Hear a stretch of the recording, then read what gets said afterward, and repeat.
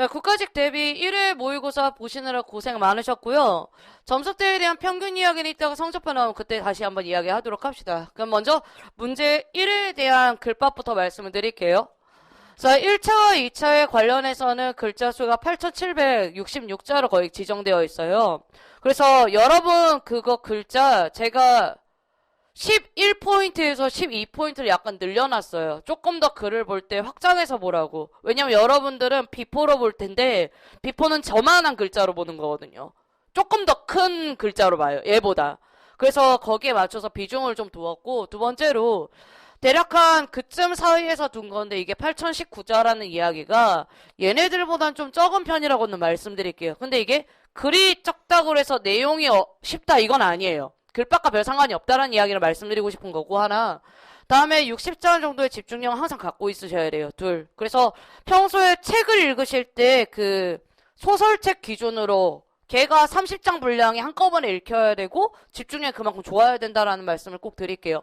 그 다음 해당 문제는 독서 10문제 배치되어 있고요. 신용 3문제, 문법 2문제, 작문 2문제, 화법 1문제, 어휘 2문제고 여기 문학 없어요. 세트. 잘 보시면 알다시피. 그러면 이제 1번 문제부터 해설을 들어갈 건데 해당 1번 문제는 기본적인 공문서 바로 쓰기에 있는 그 문제 그대로 따다가 만든 건 맞아요. 근데 제가 이걸 해드릴 말이 있는데 아래 보시면 이제 바로 쓰기 원칙에 대한 개념이 하나가 있죠. 그래서 중복되는 표현으로 삼갈 것이라고 있는데 얘가 일단은 별표를 좀 쳐주시면 좋을 것 같아요. 중복이라는 건 우리가 얼추 어떤 걸 의미하냐면 한자어에 대한 이해도를 같이 문제를 묻겠다는 소리가 거의 유사하거든요.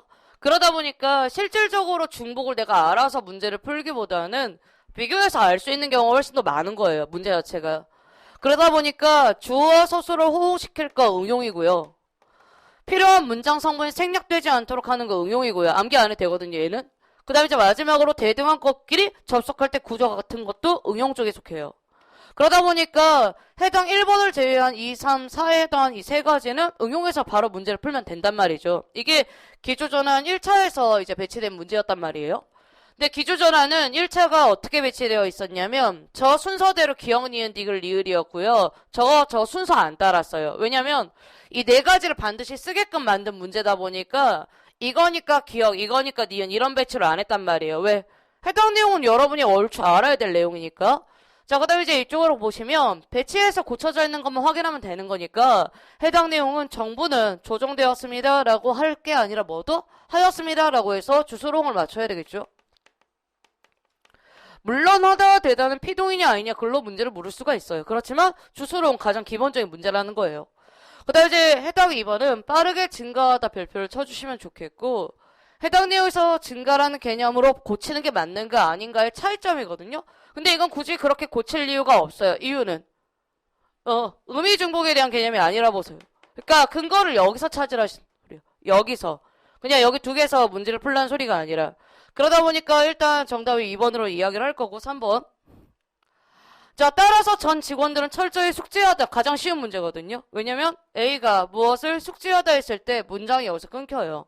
그러다 보니까 여기에서 지침을 하는 게 무리는 없겠죠. 그 다음에 이제 마지막으로 해당 또한 각 부서에 있는 소속 직원이 의심 증상이 이고했을 때 고의 별표를 치고요. 그러면 여기에는 문장 구조가 같아야 된다는 이야기를 하고 있기 때문에 같지 않다가 전제로 깔릴 거 아니에요. 그러면 해당 문제에서 비교를 했었을 때 같게만 나오면 돼요. 맥락상. 그래서 이 문제에서 내가 맥락이 됐다 안 됐다 그런 게 아니라 문제 자체가 구조가 맞냐 안 맞냐를 묻는 거라서 구조로 처리해서 문제를 풀면 되기 때문에 적절한 거 3가지에 틀린 거 하나. 그래서 정답이 2번 이렇게 끝이 나요. 근데 공문서 문제가 결국에는 작문 문제랑 똑같다 보니까 문장 고치기 기본이 있거든요. 근데 의미 중복어는 기본 아니에요. 이건 문제를 매번 풀려도 한자어에 대한 이해력이 낮으면 어차피 할 수가 없고요. 제가 처음에는 급증하다 이걸로 바꿀까 고민했다가 빠르게 급증이 의미 중복이 아닐 수 있다는 오류 문제 하나 발견해서 내가 그쪽으로 문제를 안 낸 것 뿐이에요. 그래서 여러분한테 해당량 증가하다라는 것 하나 알려드리고 1번 문제 마무리 드릴게요. 자, 그 다음에 이제 아래 2번 문제 별표를 쳐주세요. 자, 2번 문제는 의외로 이제 정답률이 괜찮은 편이었거든요. 그래서 제가 생각한 건데 여러분은 글을 주고 약간의 예시만 배치한다면 문제 풀 수 있는 수준이다라고 이제 결론을 내릴 거예요. 그럼 지금 시제란 바라시를 기준으로 사건 시의 선후 관계에 따르라고 적혀 있는데 우리나라 시제는 실제로 바라시 하나와 사건 시 두 가지로 구별하는 거지 과거 시제 선화 말함이 현재 시제 선화 말함이 미래 시제 써서 그렇게 판단하지 않아요. 그래서 이렇게 그 다음에 이제 여기 보시면 바라시는 말하는 시점이라고 알려주죠. 정의. 그 다음에 얘도 사건 시는 사건이 일어난다고 정의는 알려줘요. 근데 이제 속도 관계에서 문제가 벌어지니까 문법 공부를 일부러 시킨단 말이에요. 속도에 대한 이야기 때문에. 그 다음 과거 시제는 일반적으로 사건 시가 바라시에 선행하는 시간 표현으로 규정되고 특히 선화 말함이 어답과 관형 사용함이 은 등을 통해 실현되며 어제 옛날과 같은 시간 부사와 같이 이렇게 구체화된다라고 해서 다양하게 무엇을 표현하는 과거 시제를 표현하는 이야기를 했어요. 그 다음에 한편 어닷 이렇게 나왔죠. 현관표현으로 조건 한번 체크할게요. 괜찮으세요? 그러니까 어닷이 전제로 깔리죠. 어닷이 사용됐다 하더 이렇게 말하면 어닷이 전제로 깔린단 말이에요. 그러면 우측의 예시에 어닷에 동그라미 다 치세요. 그 지문형 문제는 전제를 깔아야 되거든요. 항상 여기 있는 조건에 맞춰서 예시를 본다. 이게 나와야 되는데 이걸 분산시켜서 문제를 풀 수가 없어요. 그러니까 어닷이니까 어닷대로 나와야 되는 게 정석이에요. 근데 간혹 이제 지문이 미쳤다고 날뛰어서 어닷을 물어봤더니 개 물어본다? 이건 진짜 오류예요. 그러다 보니까 범위에 맞춰서 읽어라 라고 말씀드리는 거고 두 번째로 사건 시가 바라시와 일치하는 현재 일이나 할 때 이렇게 끊었어야 되는 게 맞죠. 실제로 독해는.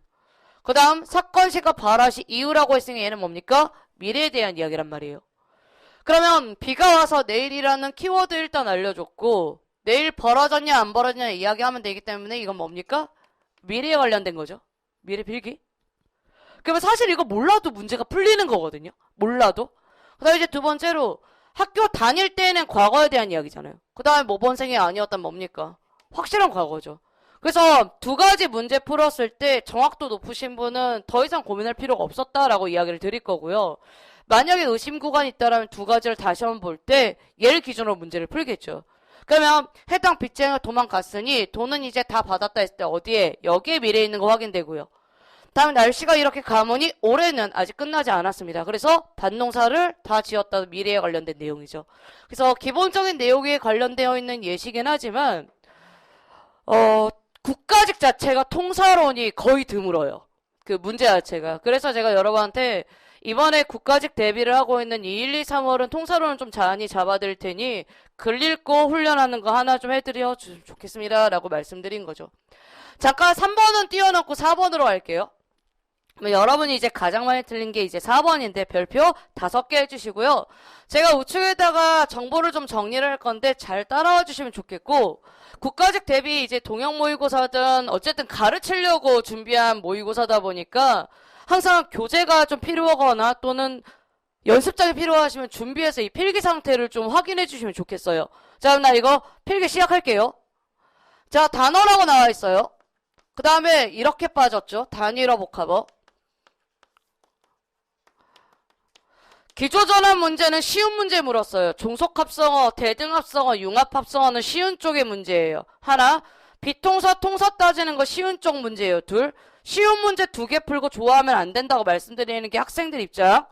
자, 그럼 이제 이건 단위로 복합어로 나뉘었죠. 그 다음 복합어는 뭐래요? 합성과 파생을 통해 형성된 합성어, 파생어라고 쫙 맞춰놨죠.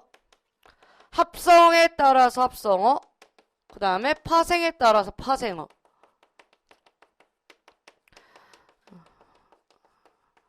공부를 안 한 게 아니란 말 분명 공부를 했어요. 그 다음에 의미를 고려해 어떤 말을 둘로 나누었을 때 했을 때 여기서부터 여기까지 현관편 체크해 주십시오. 분명히 얘가 시작점 알려줬죠. 둘로 나누래잖아요. 둘로. 어떤 단어를 봤을 때 무엇으로? 둘로 나눌 수 있다 없다. 이게 기준이라고 알려줘요. 그 다음에 글 읽으면 그 둘 각각을 직접 구성 요소라고 이야기를 했어요. 독해 그대로 들어간다면 어떠한 글자가 있는데 어떻게 둘로 나누는 거고 각각을 어떻게 읽어라? 직접 구성 요소로 읽어라. 직접 구성 요소. 글 그대로 읽으면 이렇게 나오잖아요. 근데 아까는 우리가 좀 쉬웠던 이유가 발화시 사건시 자체가 인지도가 되게 높은 글자들이에요. 되게 편하게 쓸 수 있는 글자. 미래, 과거, 현재도 되게 편하게 쓸 수 있는 글자. 그래서 지문 유형은 딱 두 개로 갈려요. 여러분이 이해할 수 있는 수준에 있는 글을 주거나 아니면 오와 전문 지식이 있는 글을 주거나.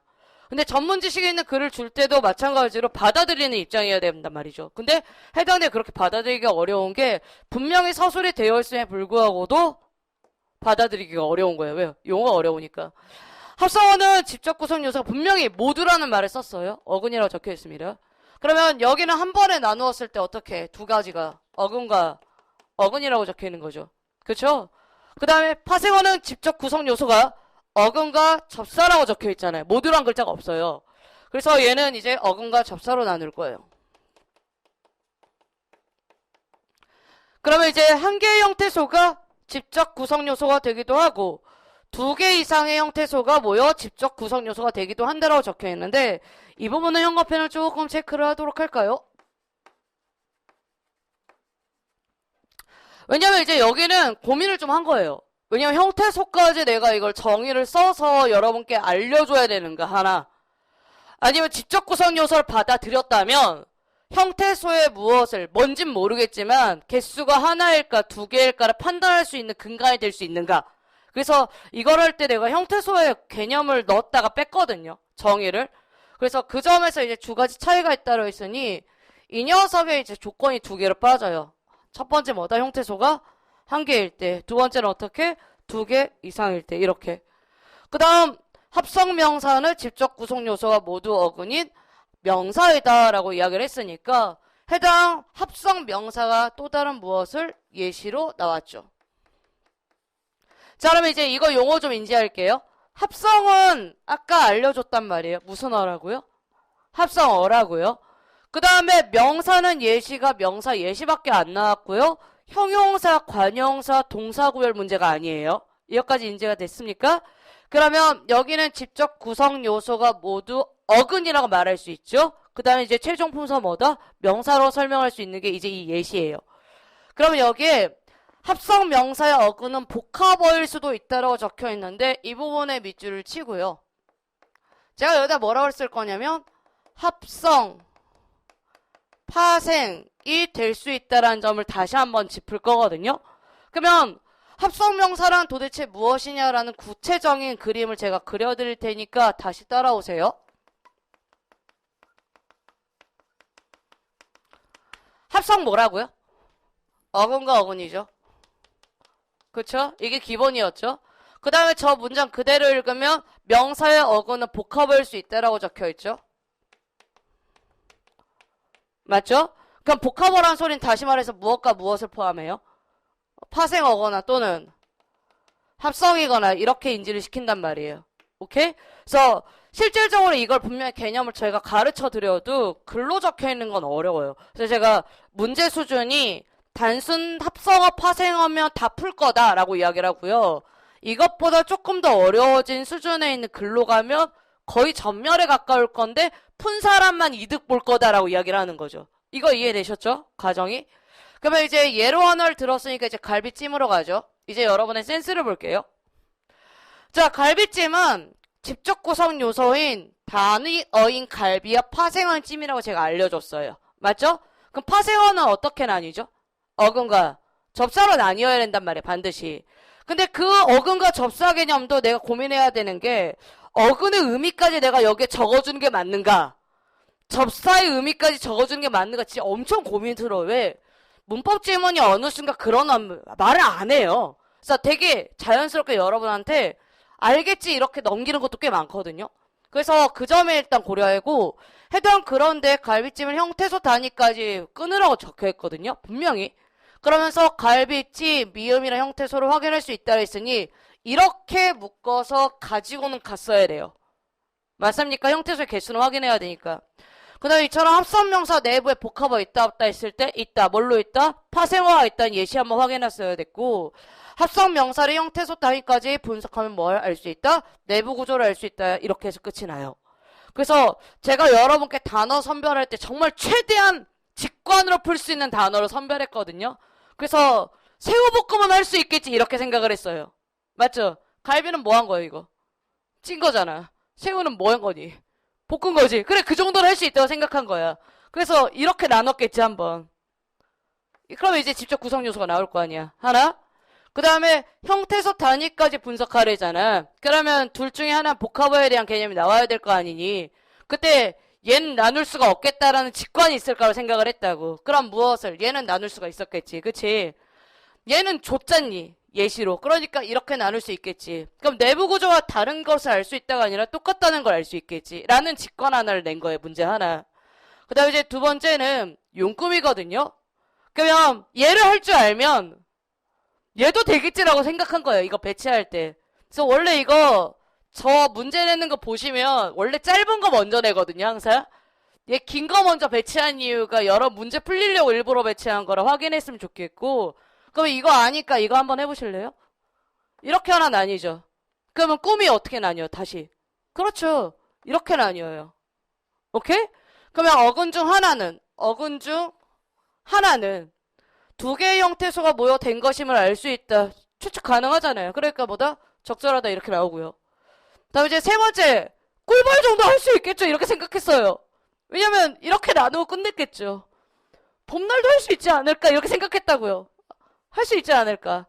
그럼 직접 구성 요소가 모두 명사는 맞죠?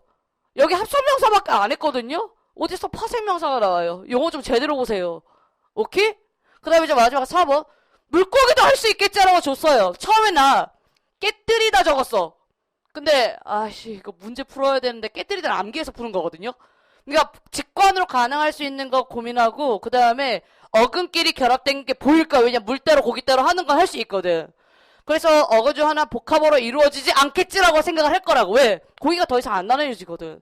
그래서 이렇게 풀면 풀 수 있는 문제를 낸 거라서 정답이 2번인데 정답률이 제일 안 좋아요.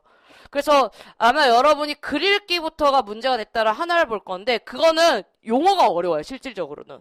그래서 제가 여러분한테 이제 강세진 문제집에서 문법 지문 계속 넣어드리는 이유가 일단 용어 공부해라 이런 말이고요. 독해했을 때 지금 실질적으로 분명히 12월 마지막 시간에 이걸 했긴 했거든요. 근데 기억이 나지 않는 거는 별개 문제예요. 그래서 제가 여러분께 이거 가르치면서 동시에 말씀드린 거니까 이 두 문제 강도는 4번이 어려웠다 말씀드릴게요. 자, 이제 3번으로 돌아오도록 하겠습니다.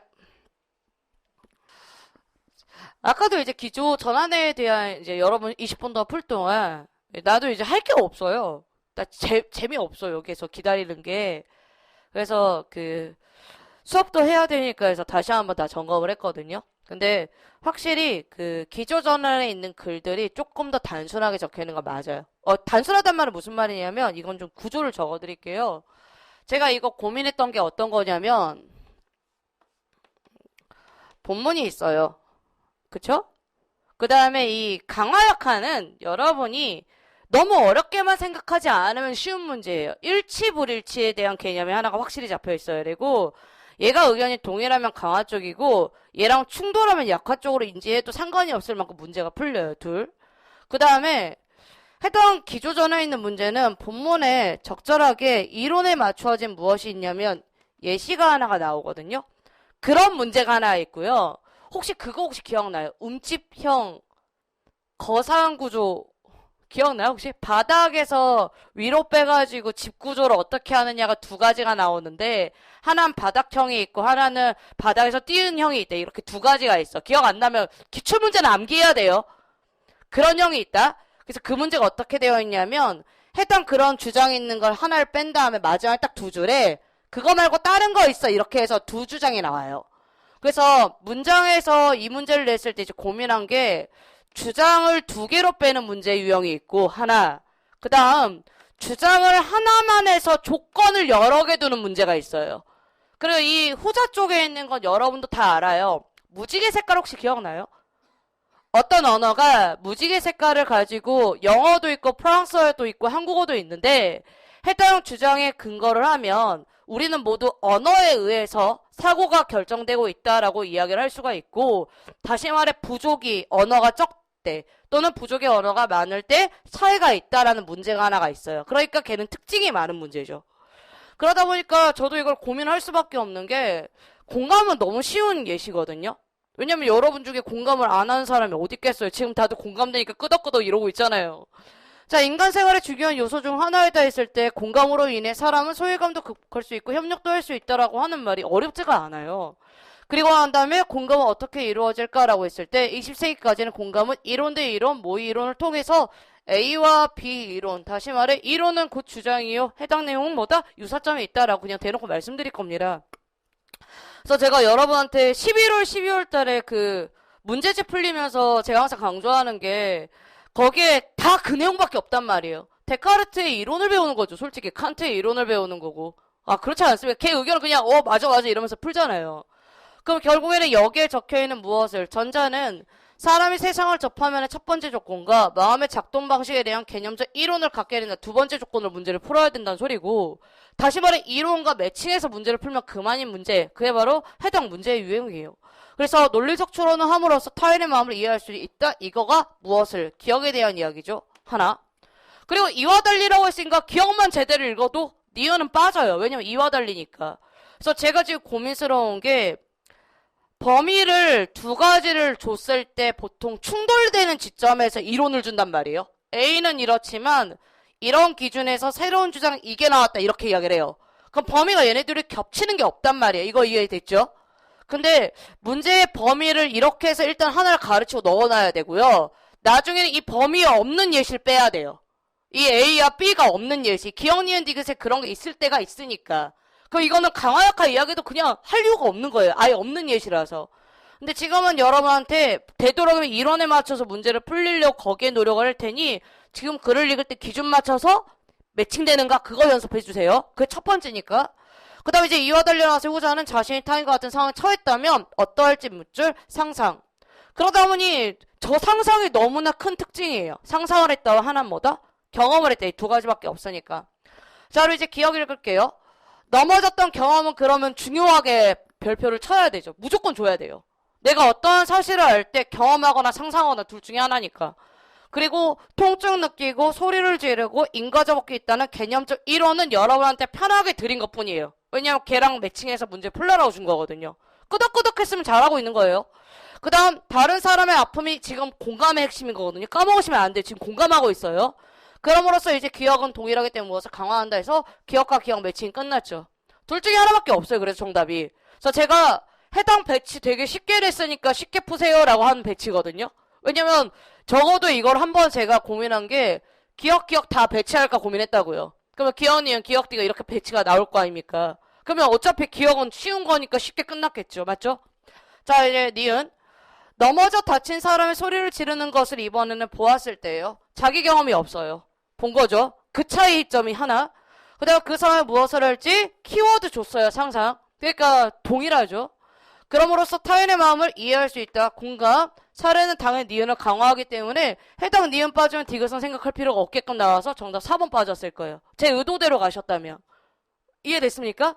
그래서 지금 제가 처음 여러분께 강화역학에 대한 이야기를 할 건데 어려운 이야기를 할 게 아니라 지금 구조적으로 똑같은 키워드를 쓰는 게 먼저다. 하나. 그 다음 제가 주제 계속 건들면서 가고 있거든요. 그 범위 안에서 벌어져야 된다. 둘.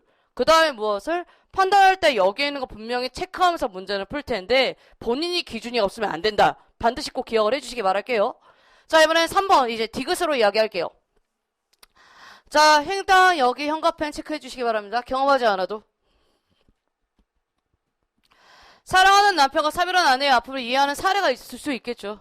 그쵸? 근데 이거를 상상을 할지 사례를 무언가 할지 어쨌든 용어를 써야 돼요. 구자 쪽에서는요. 근데 이거는 우리가 판단을 니은을 가지고 돌려서 할 필요가 없이 기억에 대해서만 판단하면 그만이란 말이에요. 그래서 해당 내용 무엇을 강화하는 쪽이 아니라 반대 경험하지 않아도 이해할 수 있다. 공감할 수 있다니까 약화한다 이야기를 해서 결국엔 무엇을 전체 다 맞다라고 이야기를 드릴게요.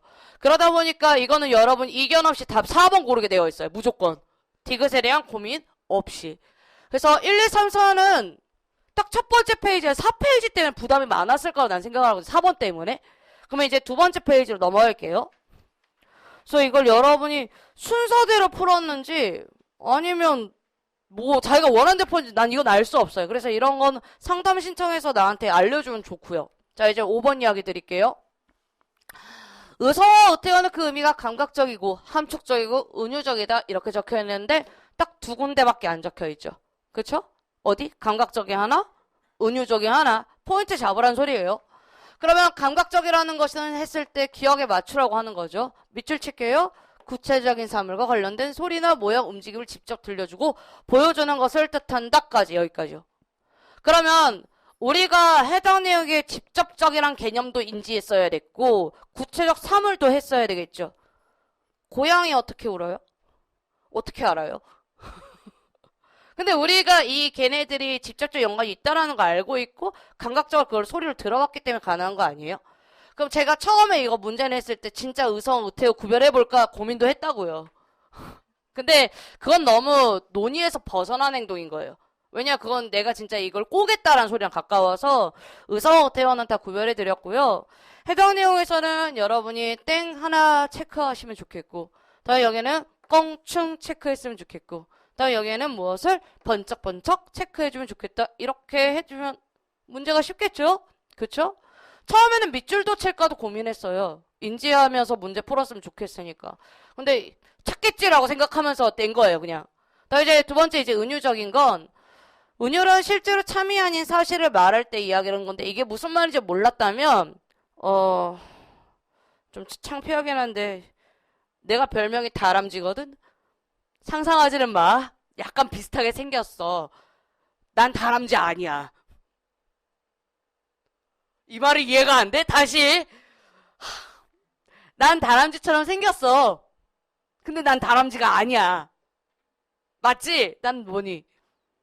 그치, 사람이지. 그래, 그렇게 나와야지. 다람쥐지 이러면 끄덕끄덕 은유를 받아들인 거잖아. 그러니까 사실이 아닌 그 참이 아닌 사실을 말할 때를 은유성이라고 이야기를 해요. 그래서 사실상 여기로 독해가 안 되거든요. 그래서 이건 조금 더 가서 화자의 의도를 추리해서 해석하는 과정도 사실상 이해가 안 될 거라 생각하고 글을 썼어요. 그 다음에 의성어 의태어에서 은유라고 했었을 때 여기 부분을 보시라고 적혀 있고 시각을 청각으로 청각을 촉각으로 표현하는 공간적 표현이라든지 비감각적인 추상적 대상을 감각화해서 표현하는 과정에서 발생한 데서 범위를 알려줬죠. 두 군데. 그러면 얘 같은 경우에는 이제 두 가지 촉각과 청각을 바꿀 수 있는 공간각이었는데 애초에 말이 안 돼요. 공간각은 예를 하나 들려드리니까 이거 필기 지우면 안 돼서 필기 여기다가 해드릴게요.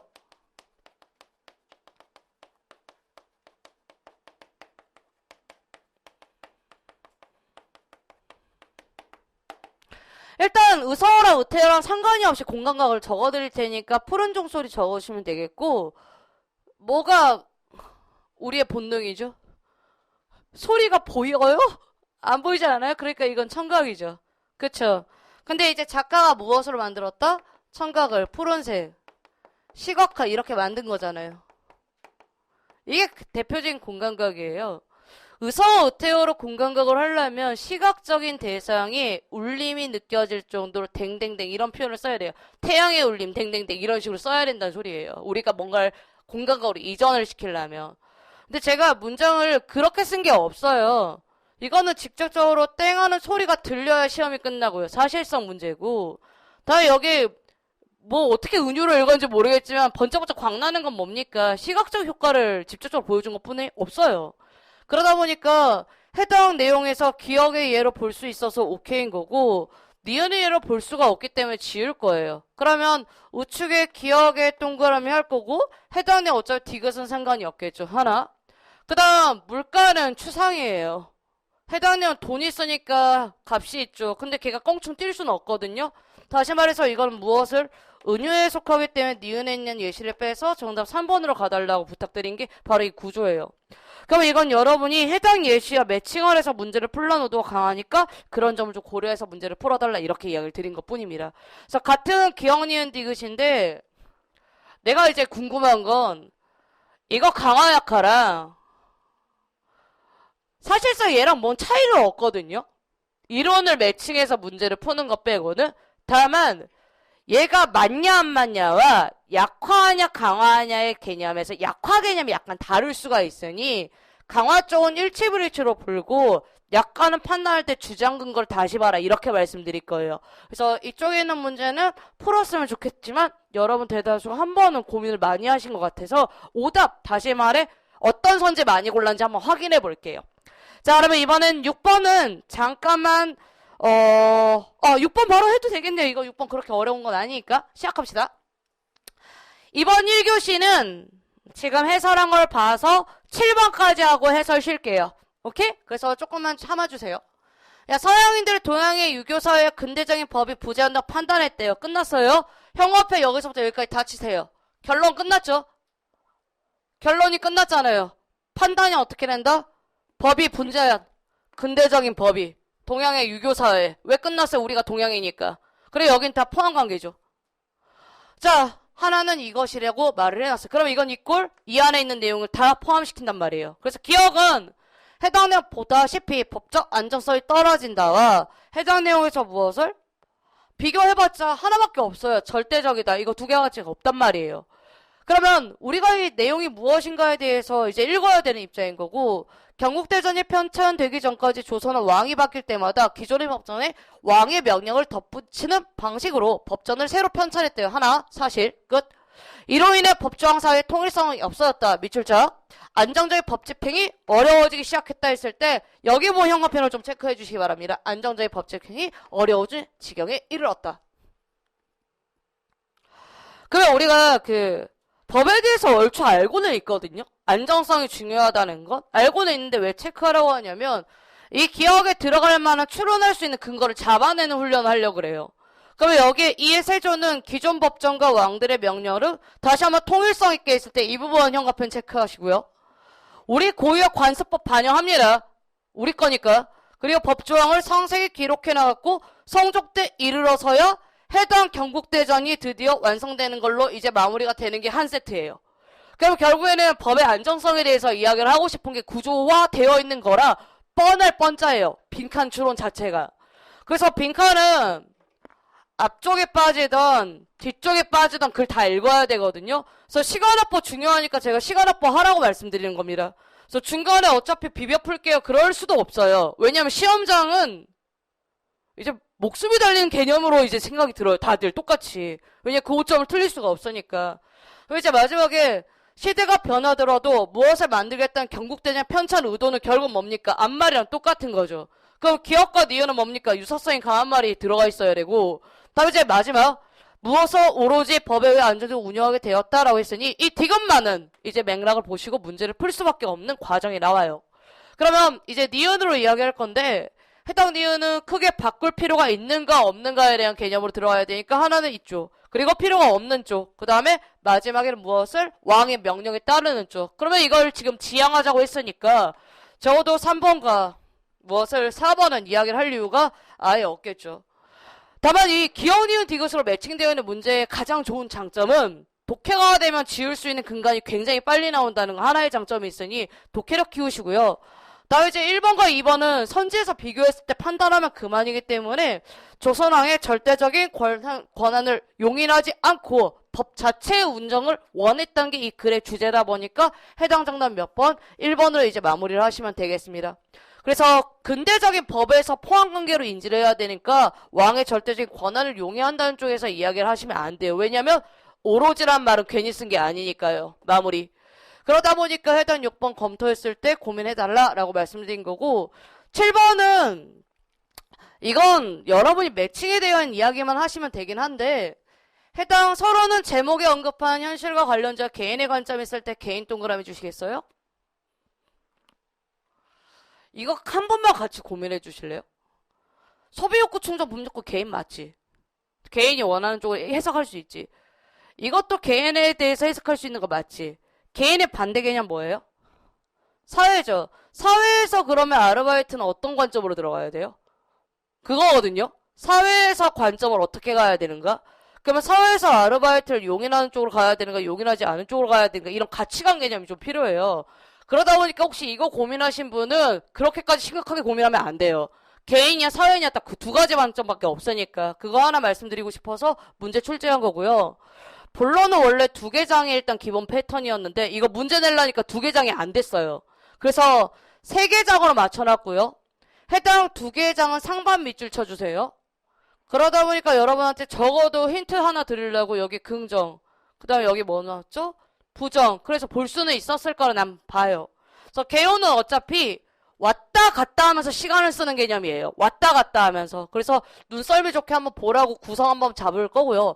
마지막 장면은 부정적 측면과 연결해서 작성하는데 매칭까지 바라라는 거라 어쩔 수 없이 시간을 써야 돼요. 매칭하면서 문제를 푸는 거라.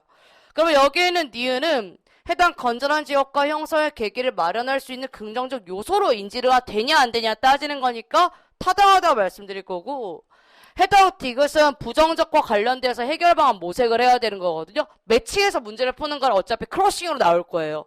그러면 여기에 건전한 소비 형성을 위해서 교육 강화를 왜 시키겠어요? 얘네들이 개판으로 쓰나 보죠. 라고 인지해서 바람직하지 못한 사치 풍족을 조장하지 않았는가 라고 인지를 하되 해당 부분 별표를 쳐주시고요. 그러면 여기 부분에 사치와 관련된 것에 대한 이야기 하나, 그 다음 여기 하나, 비행 청소년들의 탈선 방지를 위한 제도인가 아닌가에 대한 이야기는 청소년 아르바이트를 이야기한 거지 대상물이 다르기 때문에 좀 고민할 필요가 없어요. 그래서 정답 몇 번? 4번으로 끝을 내시면 돼요. 그래서 두 가지 경중 따지면서 문제를 푸는 이야기 빼고는 제가 할 이야기가 없어서 개요만 좀 잘 읽어서 마무리 지어주시기 부탁드리겠습니다. 그 다음 이제 8번은 제가 설명해야 될 내용이 있다 보니까 지금 여기 되게 덥거든요. 나만 그렇게 느끼는지 모르겠는데 일단 한번 끄도록 하고 15분 동안 이제 또 쉬게끔 드릴 거예요. 이 수업은 45분 동안 수업을 할 거고요. 그래서 제가 별로 잡담 잘 안 할 거거든요. 15분 동안 주무세요. 푹 쉬시고 11시에 뵙겠습니다. 감사합니다. 자, 해당 명제와 관련된 거는 모두가 참이고 반드시 참인 거 하나밖에 없는데 이거는 어렵지 않을 거라고 이제는 생각해요. 익숙하다 이렇게 느끼면 좋겠고, 그래서 택시를 타는 거는 P로 쓸고 얘는 나 P로 쓸게요. 같이. 그 다음에 오토바이를 타는 건 Q로 쓸 거고 얘는 나 Q로 쓸게요. 그쵸? 아주 쉬운 문제예요. 그래서 PQ 버스를 타는 건데 더 이상 없고 지하철 타는 거 S로 마무리 지으면 되겠죠? 그러면 해당 첫 번째는 P이면 Q이다. 개념이랑 동일하고 얘는 나 P면 뭐죠? R이다. 그 다음에 마지막에 S는 not Q이다. 이렇게 벌어져요. 그러면 우리가 이제 문제를 풀 때 해당 내용에서 겹쳐져 있는 구간이 있으니까 무엇을 이렇게 해서 돌려서 일단 1차로 문제를 풀면 되겠다고 생각이 들 거고, Q와 낙Q가 겹쳐있는 구간이 있다 보니까 대우에 맞추어서 풀면 그만이겠다라고 이제 생각이 잡히면 겹치는 구간에 대한 문제를 풀 수 있는 관점이 생겨요. 지난주 일요일날 그걸 이야기를 드렸고, 그러면 해당 내용 이제 한꺼번에 다 정리를 한다면 나날은 P이고 Q이면 뭐죠? not S죠. 그래서 이렇게 하나를 잡아주시고 하나 더. 전부 다 꺾어서 무엇을 할 수도 있죠? 대우 조건도 만들 수 있다라고 말씀드릴 테니 차근차근 이렇게 적어주시면 좋을 것 같아요. 자, 그러면 우리가 지하철을 타는 사람, 뭐 버스를 탄다라고 하는 눈에 보이는 정답 이번에는 나오지가 않고 적절한 문제 아니고 적절한 문제고 적절하지 않은 문제이기 때문에 해당 적절한 문제니까 답은 하나로밖에 어차피 나올 수가 없겠죠.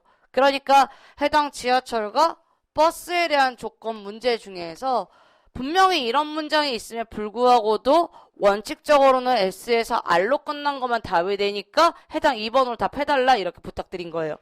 그러면 이 문제는 생각보다 정답률이 나쁘지 않았거든요. 그래서 여러분이 현장에서 명제 문제 나오면 풀겠거니 이렇게 생각을 할게요. 이젠. 그러면 이제 뒷장 넘기시고 이 페이지에서는 이제 관건이 5번이랑 7번이었는데 이거는 일단 해설을 했을 때 확인했고요. 다음 3페이지는 9번, 10번, 11번, 12번 문제 중에서 실제로 되게 신경 써서 낸 문제는 12번이에요. 저는 12번 문제 엄청 신경 써서 냈거든요.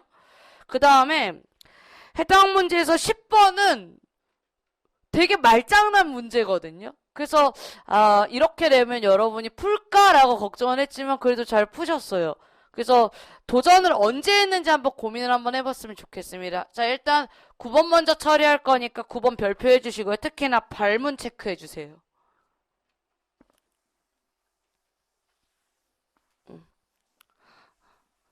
내가 3번, 4번 검토했다. 발문을 얘가 뒤집어 놨기 때문에 나도 문제를 풀 때 맞는 쪽 해놓고 이제 이건 진짜 고치는 과정이 개웃겼는데 해놨다?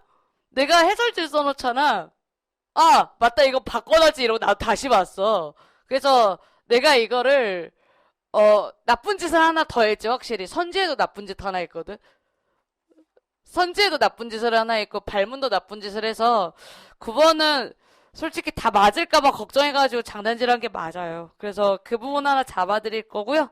걔에 대한 내용 이제 시작을 좀 해보려고 합니다. 자, 가자. 맞지? 다시 한번 검토를 해야 돼. 왜냐면 지금 이거 뒤쪽에 니은디가 맞지? 무서워. 자, 갑시다. 만약 경제 성장으로 인해 우리의 소득이 증가하고 또 물질적인 풍요가 이루어진다면 우리는 행복한 생활을 누리게 되는 것일까? 라고 했으니까 조건 좀 체크할게요. 경제 성장을 하고 있고요. 이유, 그 다음에 소득이 증가하고 있는 조건을 빠지죠. 범위.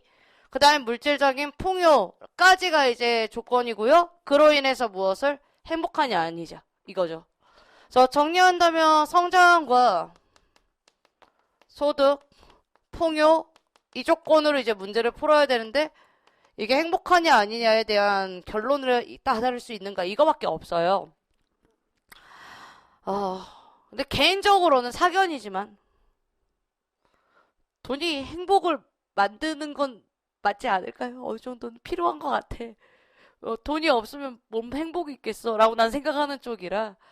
그래서 여기에 이러한 의문을 처음 제기한 사람이 미국의 이스털린 교수래요.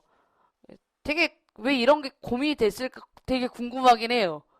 돈 많이 벌면 좋은 거라고 난 생각을 하는 입장이거든요. 저는 풍요로움 좋다. 근데 그는 이제 조건이 여러 국가를 대상으로 했어요. 국가의 여러 군데. 그 다음에 행복감을 지수화했어요. 비교를 하려고. 그 다음 그 결과 조건 여기 부분 밑줄 칠게요. 한 국가라는 기준에서는 실질적으로 소득이 높은 사람이 낮은 사람에 비해 행복하다 응답하는 비율이 높은 편임을 알 수 있었대요. 하나. 다음 이제 두 번째. 그런데 국가별 비교에서는 소득이 높으나 낮으나 행복 지수가 거의 비슷하게 나왔다라는 게 있죠. 그래서 여기는 소득이 높으나 낮으나 부분에 형광펜 체크할 거예요. 그러면 우리가 봤을 때는 첫 번째 조건을 보면 높으면 당연히 뭡니까? 행복감이 높다라고 이야기를 일단 잡았는데 얘는 이제 소득이 높으나 낮구나 비슷하게 나왔다고 적혀있거든요. 그러면 이게 같이 높은지 같이 낮은지 모르겠지만 소득의 조건이 아니다라는 거 확실히 알겠죠. 그 다음에 여기 이뿐만 아니라 한 국가 내에서도 과거와 달리라고 했을 때 이 부분 형광펜 체크해 주시고요. 소득이 증가하면 현재 행복감이 이전과 행복감과 비교했을 때 별로 달라지지 않았다라는 점을 짚어요. 그래서 이처럼 최저의 생활 수준만 벗어난 일정한 수준에 다다르면 경장의 성장은 개인의 행복에 이바지하지 못하게 된다라고 결론을 내렸고요. 그 다음에 이걸 이렇게 말하면서 역설로 끝냈어요. 그러니까 이거의 역설은 소득에 비례하면 당연히 뭐다 행복감에 비례한다라고 나왔는데 이게 더 이상 올라가지 않는다는 점을 이제 이분은 역설로 표현한 것 뿐이거든요. 그리고 이 이론은 제가 만든 내용이 아니에요. 이대로 거기에 있는 걸 따서 가져와야 되니까. 그래서 문제를 냈을 때 이제 기억 니은 디귿은 해당 내용과 일치성, 불일치성만 보려고 문제를 출제를 했고 소득 수준이 높을수록 개인이 더 행복해지고 국민 소득이 높을수록 사회 전체가 행복해지는 통계 결과가 확인된다라면 이제 가정을 한 거죠. 그러면 이제 기업과 관련되어 있을 때 이걸 약화 쪽이냐 이제 강화 쪽이냐 이걸 이야기를 하라는 소린 거고 해당 내용 봤을 때는 소득 수준이 높으면 행복해지는 게 해당 내용과 동일하냐 아니냐를 따지는 거란 말이에요. 그러면 동일합니까? 라고 하면 동일하지 않다라고 나오겠죠. 해당 기업별 기준을 했었을 때. 그러니까 약하니까 동그라미 이렇게 갔을까 난 생각을 해요. 그리고 발문 안 봤으면 이렇게 갔겠죠. 미안해. 다시 이런 장난 안 할게. 근데 내가 문제를 최근에 풀었던 게 이런 장난을 하나 한 개 발견해서 허를 찔렀길래 허다 이러면서 낸 거예요. 자, 다음에 있는 내용 계속 니은 갈게요. 사회 전체 차원의 소득 수준이 높아졌지만 조건, 그곳에서 행복감을 느끼는 사람의 비율이 함께 증가하지 않는다는 통계 결과는 해당 기업과 유사한 내용이란 말이에요. 그러면 기업을 약화하는 게 아니라 뭡니까? 강화하는 쪽이어야겠죠. 동일한 말이거든요. 그래서 니은은 틀렸어요. 그러면 해당 니은은 지웠겠죠. 그러면 이제 시간 없으면 얘로 갔겠죠? 라고 생각할 거예요. 죄송해요. 자, 원래는 이렇게 가서 얘로 가야 되긴 한데, 그래서 답이 이렇게 가서 이렇게 갔어야 됐거든요. 거꾸로 가야 되니까. 적절하지 않은 거 고르는 거거든요. 원래는. 그러면 이제 마지막 D까지 볼게요. 1인당 국민소득이 경제 성장에 따라 올라간다 하더라도 개인의 행복이 그에 비례해 올라가지 않는 연구 결과는 같은 거거든요. 그러니까 기억을 강화하는 게 맞죠? 그래서 이렇게 해서 이렇게 가신 분은 발문 확인해 주시면 되고요. 여러분 독해가 틀린 건 아니에요. 알았죠? 독해는 맞는데 제가 장난질한 거예요. 니은이 틀려서 이쪽으로 가라고 한 거고요. 그래서 선지 이렇게 되어 있으면 무서운 것들이에요. 이거 이제 한번 시키려고 확인한 거고 정답은 4번이 아니라 1번. 근데 독해는 여러분이 4번 골랐으면 다 잘했음. 그래서 스스로한테는 잘했다고 말씀해 주시고요. 문제는 한 번만 다시 읽어주세요. 우리 생각보다 문제 안 읽어요. 다 알 건데 야 나도 똑같은데 여러분도 똑같을 거난 생각하거든. 자 이제 밑에 있는 거 10번 문제 별표 치면 좋겠고요. 이거 문제 어떻게 푸셨어요? 나 이거 솔직히 여러분 시험지 되게 궁금하긴 하거든요. 왜냐하면 지금 다음 조건을 추론할 때 서로 언어가 통하지 않는 일에 밑줄 쳐요. 그러면 교집합 찾으면 되는 문제죠. 통하려면 교집합이고 아니면 없겠죠. 표고려도 상관이 없고 그냥 독해도 상관없거든요. 여기 있는 걸로. 그래서 A, B 봤더니 둘이 뭐 할 수 있어요? 알아보러 통하면 되겠네. 꺼지러 가면 되겠네요. 이렇게 판단할 수 있는 문제가 있고요. A, C 갔더니 일본어 있네요. 그러니까 꺼지러 가면 되겠네요. 통하겠네, 잘. 그 다음에 이제 B, D 갔더니 아랍어, 독일어고 쨘 중국어, 스페인어요. 절대 통하지 않을. 그래서 정답 뭐? 3번으로 끝. 이렇게 하면 이제 정답률이 많이 올라갔을 것 같고.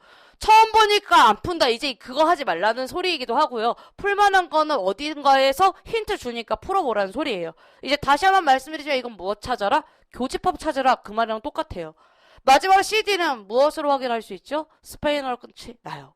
그래서 실상 이 문제가 어려운 건 아니어서 배치한 건 맞고, 근데 이제 초반에 많이 힘드니까 이제 그런 머리를 쓸까 말까에 대한 고민을 하실 때 항상 한 문제 한 문제 조금 더 정확히 봐주시길 부탁드릴게요. 자, 이번에는 11번 문제와 12번 문제를 진행을 할 거고요. 이건 독해어로 들어갈 거니까 같이 보도록 합시다. 자, 서구에서 전통적으로 도덕은 보평 타당하고 절대적인 가치이자 외적 규제로 사회 구성원이란 마땅히 따라야 하는 도덕적 명제들만을 제시한다 적혀있죠. 도덕과 이렇게 해서 끊어서 특징이라고 적을게요.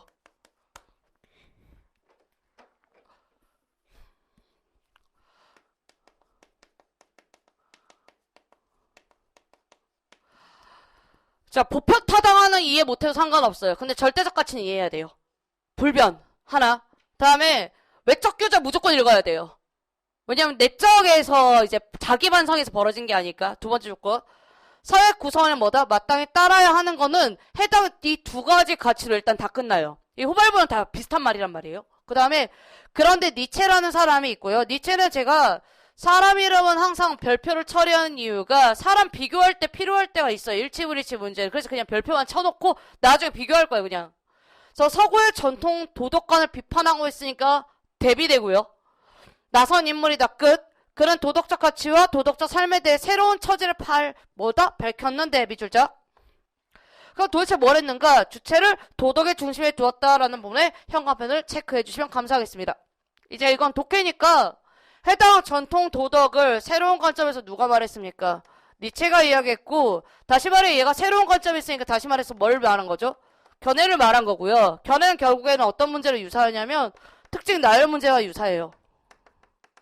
그러다 보니까 선직의 길이가 길어져도 자기가 자반해서 문제를 풀어야 되는 거는 맞다라고 항상 말씀을 강조할 거고요. 그럼 그는 인간을 주인적 개인과 노예적 개인으로 구별을 했다라고 적혀있으니 인간이 어차피 도덕의 중심이라고 봤다라면 무엇을 해당 두 가지 용어는 인지는 했어야 되겠네요. 그러면 주인적 개인 하나, 노예적 개인. 근데 어휘 자체가 굉장히 상반되네요, 그냥. 맞죠? 그러면 용어는 인지했고 그 다음에 전자력 강한 의지로 나왔어요. 그러면 이 부분은 별개로 제가 체크를 좀 해드릴 건데 전자부분 현관펜 체크하고 하나 체크, 다음에 이제 후자 부분에 하나 하고 이 부분 체크. 그러면 진짜 편한 문제들은 얘네들 이름 쓰면 되거든요. 주인적이란 무엇인가, 뭐 여기 노예적이란 무엇인가 쓰면 되는데 전자후자 나왔을 때 매칭해놓고 계속 문제를 풀려고 훈련시키려고 일부러 계속 쓰고 있어요. 그래서 여러분 다음 회차에는 2회차에도 전후자 계속 나올 거예요. 그때 이제 여러분이 외워야 되는 거예요, 이건. 얘네들 위치를.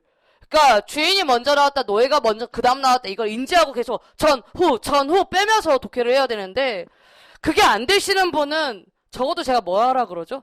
연결시키라고 말할게요. 그러니까 안 되니까 포기한다가 아니라 안 되니까 연결시켜라, 받아들이라고요. 그러면 강한 의지로 내면의 욕구를 통제하고 욕구들 사이 갈등은 조정할 수 있다 없다? 있다. 하나 특징. 호자는 주인적 개인과 대립적인 성향을 지닌다고 했으니까 주인적 확실하고 얘는 노예적 개념 잡아내고, 자기를 제어하는 의지가 있다 없다? 없다 분의 X표 치시고요. 개인의 욕구를 조정하지 못하는 개념이네요. 그러면 확실하게 두 가지 특징이 어떻게 됩니까? 상반되다. 이게 특징이 이해가 되면 확실해요. 그러면 지금 우리가 니체가 도덕관에 대해서 전혀 다른 이야기를 했다라는데, 그 주인과 노예의 범위를 이제 인지가 됐죠. 그 다음 해당 니체는 호자를 병든 상태이자 이런 행위를 무조건 나쁨이라고 규정했으니 호자를 확실히 나쁨이라고 인지까지 되면 결과까지 끝났어요. 그러면 우리가 이제 이 문단을 들어갔을 때 니체가 제시하는 도덕의 최종 목적은 뭐냐? 그러면 현관편 여기 마무리할게요.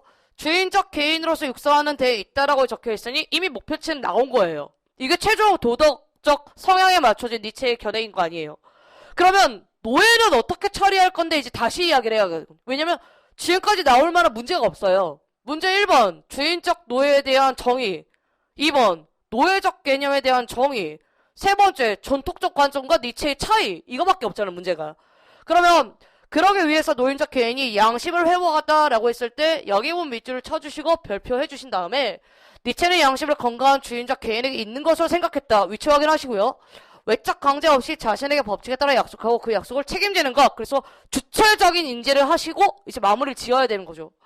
그러나 노예적 개인은 이미 자기 지위를 깨진 상태이므로 자신에게 한 약속을 지킬 수 있다 없다? 당연히 못 지키는 거예요. 왜? 걔는 그럴 의지도 없는 애니까. 라고 이미 읽었잖아요.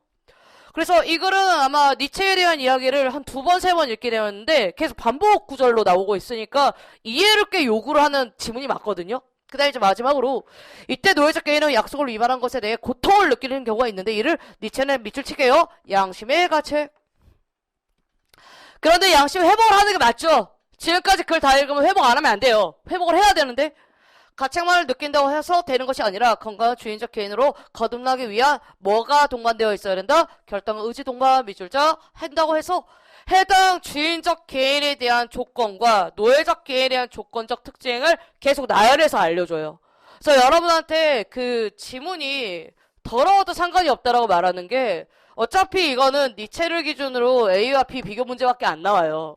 그러면 얘네들의 상관성에 대해서 고민하는 게 여러분의 입장이어야 되는 거고, A를 회복하라고 했으니 그럼 B는 어떻게 될 건데? 라는 조건이 그 다음에 다 빠져야 된다는 소리예요. 그래서 독서 읽을 때 기억력이 안 되시는 분보다 연결이라도 시키라고 제가 강조하는 거고, 순서는 매칭하셔야 돼요. 그러면 이제 마지막으로 해당 측 노예적 개인이 건강한 자기 지배력과 의지를 회복해야만 주인적 개인이 된다라고 했으니 노예적 개인이 엄청 중요한 역할을 하고 그 다음 넘어가야겠네요. 자, 그럼 1번. 자, 동그라미 치는 부분은 별표 빨간색 확실하게 해주십시오. 여기 별표. 자, 전통적 도덕관 도라고 하면 공통점이에요. 도 자체가 포함관계니까. 근데 그런 게 개인의 주체를 도덕의 중심에 둔다면 니체랑 동일하다는 소리인데 해당 그럴 리가 있다 없다? 없죠. 왜? 달리라고 쓰고 진행했잖아요. 그래서 도 보고 X표 치면 진짜 잘한 거예요. 바로 그 초반에 있는 기준이 나온 거거든요. 다음 이제 두 번째. 니체는 자기 지배력과 의지가 있으면 욕구들 사이의 갈등에서 벗어날 수 있다고 봤다 했을 때 치환에 대한 개념인 거고요. 이 의지는 누가 갖고 있습니까? 주인에 대한 이야기가 확실하게 갖고 있죠. 그러다 보니까 해당 내용 무엇을 답이 될 확률이 높아요. 근데 우리가 3, 4번을 매칭을 하고 이제 답을 고르시는 분이 계시는 거고, 해당 내용 2번을 답이다 이렇게 하시는 분도 있으실 거고, 이거 끝까지 읽는 사람도 있어요. 근데 저는 여기 계신 분 대다수가 다 읽고 있어요. 그래서 아마 중간에 못 끊을 거라 난 생각을 하거든요. 그러면 한 개인이 양심의 가책을 느꼈대요. 노예인가? 생각이 들 거고, 노예적 개인에서 완전히 벗어나 주인적 개인이 되었다는 의미이군 라고 했었을 때 양심의 가책을 느낀 것만으로도 할 수는 있다 없다? 없다라 분명히 범위에서 이야기를 해요. 그래서 이쪽에서는 해당되는 그 범위에서 완전히 벗어나 해서 문제가 되고요.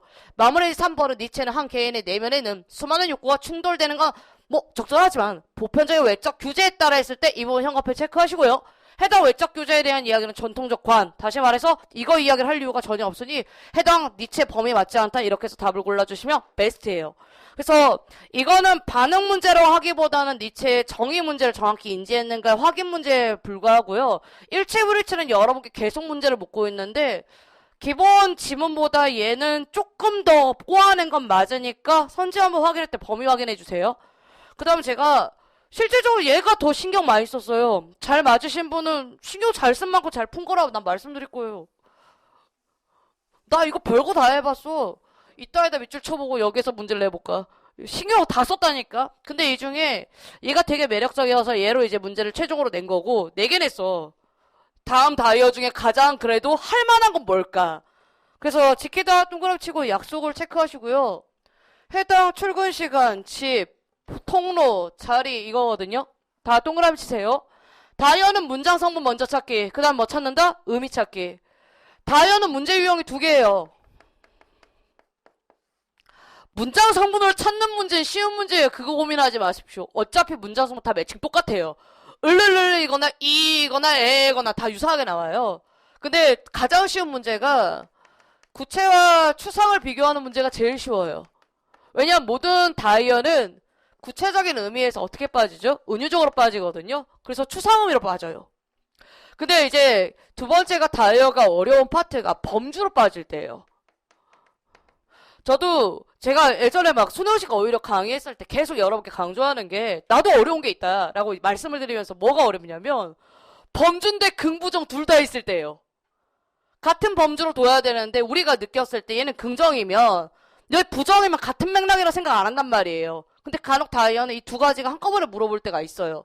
그래서 해당 내용에서 일단 소거를 먼저 시킬 거거든요. 그럼 가장 이상한 거 뭐예요? 해당 2번부터 지워도 되겠죠? 왜냐면 집을 지킨다라는 개념은 집이라는 구체적인 대상물이 하나가 필요한데 재산을 지킨다라는 개념으로 해서 해당 구체적인 의미는 따로 있어요.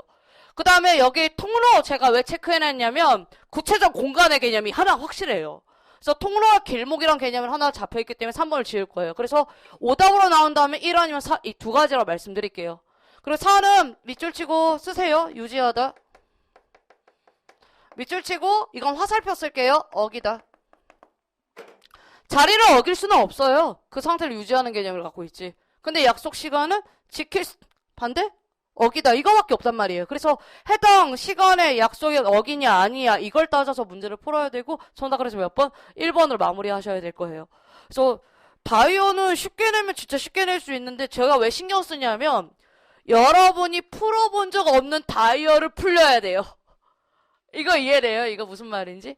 그래서 풀어본 거는 너무 쉬우니까가 아니라 이제 걔네들은 풀어봤으니까 할 수가 있는데 풀어보지 않은 다이어에 대해서는 계속 말씀을 드려야 되니까 그 점 말씀드린 거고요. 13번 문제는 문제가 어떻게 잘 풀렸는가 모르겠는데 개인적으로 좀 쉽게 냈다라고 느끼거든요. 그래서 여러분도 그 쉬운 점을 좀 찾아왔으면 좋겠어요. 자, 먼저 얘는 라가 지정되어 있어서 여러분이 독해하는데 범위 잡아놓고 시작을 했어요. 제가. 왜냐면 이때쯤 되면 머리도 아플 뿐더러 좀 힘들 거라고 생각해서 문제 몇 개는 좀 쉬운 걸 배치해놨단 말이에요. 그래서 얘를 라 읽으면 전통 동그라미 쳐야죠. 회화 동그라미 쳐야죠. 어차피 전통의 회화의 목표 나왔어요. 그 다음에 나랑 다 매칭을 하면 되겠죠. 그러면 이제 나는 뭐라고 나와요? 그런데 19세기 동그라미 치고 사진 동그라미 치고 새로운 매체 동그라미 쳐요. 그럼 변화 과정이 나가 나와 있고 다는 예시가 나왔는데 흑백 사진이 갑자기 등장을 해요. 그럼 누가 봐도 변화에 대한 과정이 먼저 빠져야 그 다음 과정이 자연스러운 거니 당연히 어디로 가야 됩니까? 나로 가는 게 맞죠. 그래서 1, 2번으로 답이 빠져요. 근데 그 다음에 마가 지정되어 있다 보니까 마를 읽는 게 어렵지 않고 위기. 근데 여기 밑줄 칠까요? 이러한 위기. 화가들은 사진이 표현할 수 없는 내용을 표현함으로써 밑줄 짝. 그럼 얘가 새로운 시도했다 안 했다? 했다라는 독해를 분명히 하셨을 거라 난 생각을 해요. 왜냐면 시험장은 꼭 해야 되는 게 지정되어 있는 게 있다라면 주제의 범위가 빠지고 두 번째 거기에 따라서 얘는 어차피 알려준단 말이에요. 여기를 가나 다마 이렇게 배치될 일이가 없어요. 왜냐면 이거는 글을 읽었을 때 가나 다바로 이렇게 배치되잖아요. 그러면 그냥 다 읽고 그냥 통째로 푸는 게 제일 쉬워요. 왜냐면 무조건 하나밖에 답이 안 되는 거라. 근데 이렇게 되어 있으면 어차피 순서치를 알려준다는 소리랑 똑같아서 내용을 이해하시면 되는 거고요. 내용을 보시면 앞뒤 맥락에서 회화보다 훨씬 쉽고 하는 사진에 대한 변화 과정의 특징 하나. 그 다음에 이제 다 같은 경우는 무슨 일이 벌어지죠? 해당 예컨대 인상파 화가들은 당시 흑백 사진 필요할 수 없는 것들이라면서 새로운 시도가 있는 예시가 빠져요. 그 해당 다의 위치는 무조건 무엇을 관련해서 마 다음에 이제 다에 대한 이야기를 할 수밖에 없는 것이고, 그 다음에 이제 가는 뭡니까? 통합해서 나왔기 때문에 해당 다를 굳이 마지막에 할 이유가 없어요. 그래서 이거 정답 1번으로 그냥 빠져요. 그래서 제가 이 13번에 기대하는 건 정답률이 100% 가까이 나왔으면 좋겠다라는 거고, 혹시라도 틀리시는 사람은 뭐 못 본 겁니다. 맥락적 이해를. 그래서 그거 확인해 주시면 되겠습니다. 다음 이제 14번 문제는 아까 질문이 나와서 이야기 드릴 건데 크게 보세요. 크게 보시면 되겠고요. 이 문제들은 특징이 토론이랑 좀 달라요. 토론은 너의 말과 이제 의견을 동일하게 간다 안 간다 그렇게 보시면 되는데, 이 문제는 그냥 너의 주장이 같냐 안 같냐 이것만 따지면 되는 거라서 전체 맥락만 보시면 돼요. 그렇기 때문에 최근 정부가 뭐뭐시의 갯벌을 복합문화로 개발을 발표했고, 그런데 성격을 지니까 좋은 점이 많으니 하지 말라고 생각하는 위치에서 이야기를 한 거죠, 하나. 그 다음에 이제 을 같은 경우는 갯벌을 개발하게 되면 이런 게 있기 때문에 굉장히 긍정적으로 보자라고 했으니까 해당 갑과 을에 대한 경우는 무엇을 대비되는 조건으로 봐도 무리 없어요. 근데 이건 문장이 어떻게 되어 있습니까? 대립하지 않는다와 대립한다 이거밖에 구별을 안 하잖아요. 나 처음 문제 이거 봤을 때 갑을병정 나왔을 때 지금 현재 얘는 갑을병만 나왔죠. 그쵸? 7급은 갑을병정까지 나오고요. 조금 더 어려우면 그 다음에 2명 더 있는데 해당 내용에서 팀플 하셔야 될 거예요. 나중에 되면 크게 읽어서. 그때 이제 갑, 을, 병 잡을 거죠. 근데 여기 갑 있다라는 소리는 사실상 이거 2개 바뀌어도 상관이 없는 거거든요. 근데 이거 일부러 이렇게 배치한 거예요. 왜? 일부러 갑을 같이 두면 동시에 풀게끔 나와 있으니까 일부러 얘를 뒤집은 것 뿐이란 말이에요. 그래서 해당 내용은 갑을 병했을 때 글 읽어서 짝짓기만 잘해 놓으시면 문제가 풀려요. 그런 점을 이제 한번 풀리라고 낸 것 뿐이고, 병 같은 경우도 A의 연구소의 연구 자료에 따르면 갯벌 그 자체의 진입 가치가 높기 때문에 12조면 진짜 높잖아요. 135억에 비해서는.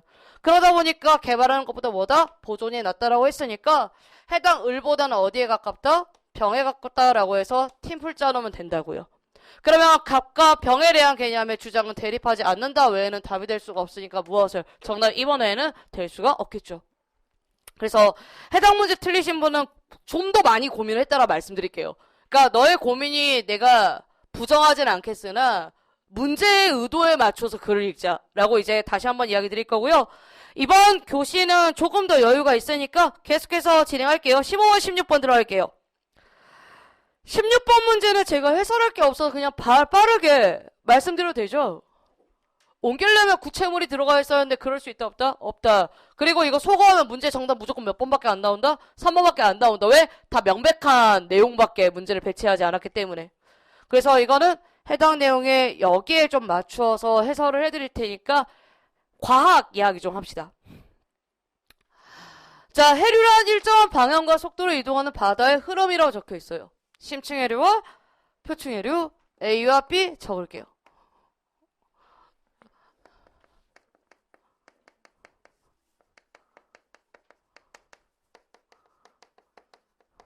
근데 이거 글자만 봐도 사실 독해되지 않아요? 심층, 표층. 어휘는 제가 자꾸 말씀드리니까 어휘로 해석할 수 있어요. 그래서 그 점을 자 말씀드린 거고, 심층 해류는 수온이 낮거나 염분이 높아지면 따라 밀도가 높아진 해수가 침강하여 형성되는데 이는 주로 극지방에서 확인된다라고 적혀있지만 형광펜으로 여기서부터 해당 내용 여기까지는 체크할게요. 과학 질문은 2024년에 한 번 나왔어요. 국가직이 딱 한 번. 그 전에 과학 아니에요. 과학은 어떤 개념이 있냐면, 자, 우리가 다시 니체로 돌아갈게요. 니체는 지금 이 니체 개념 알려고 범위 알려줬죠?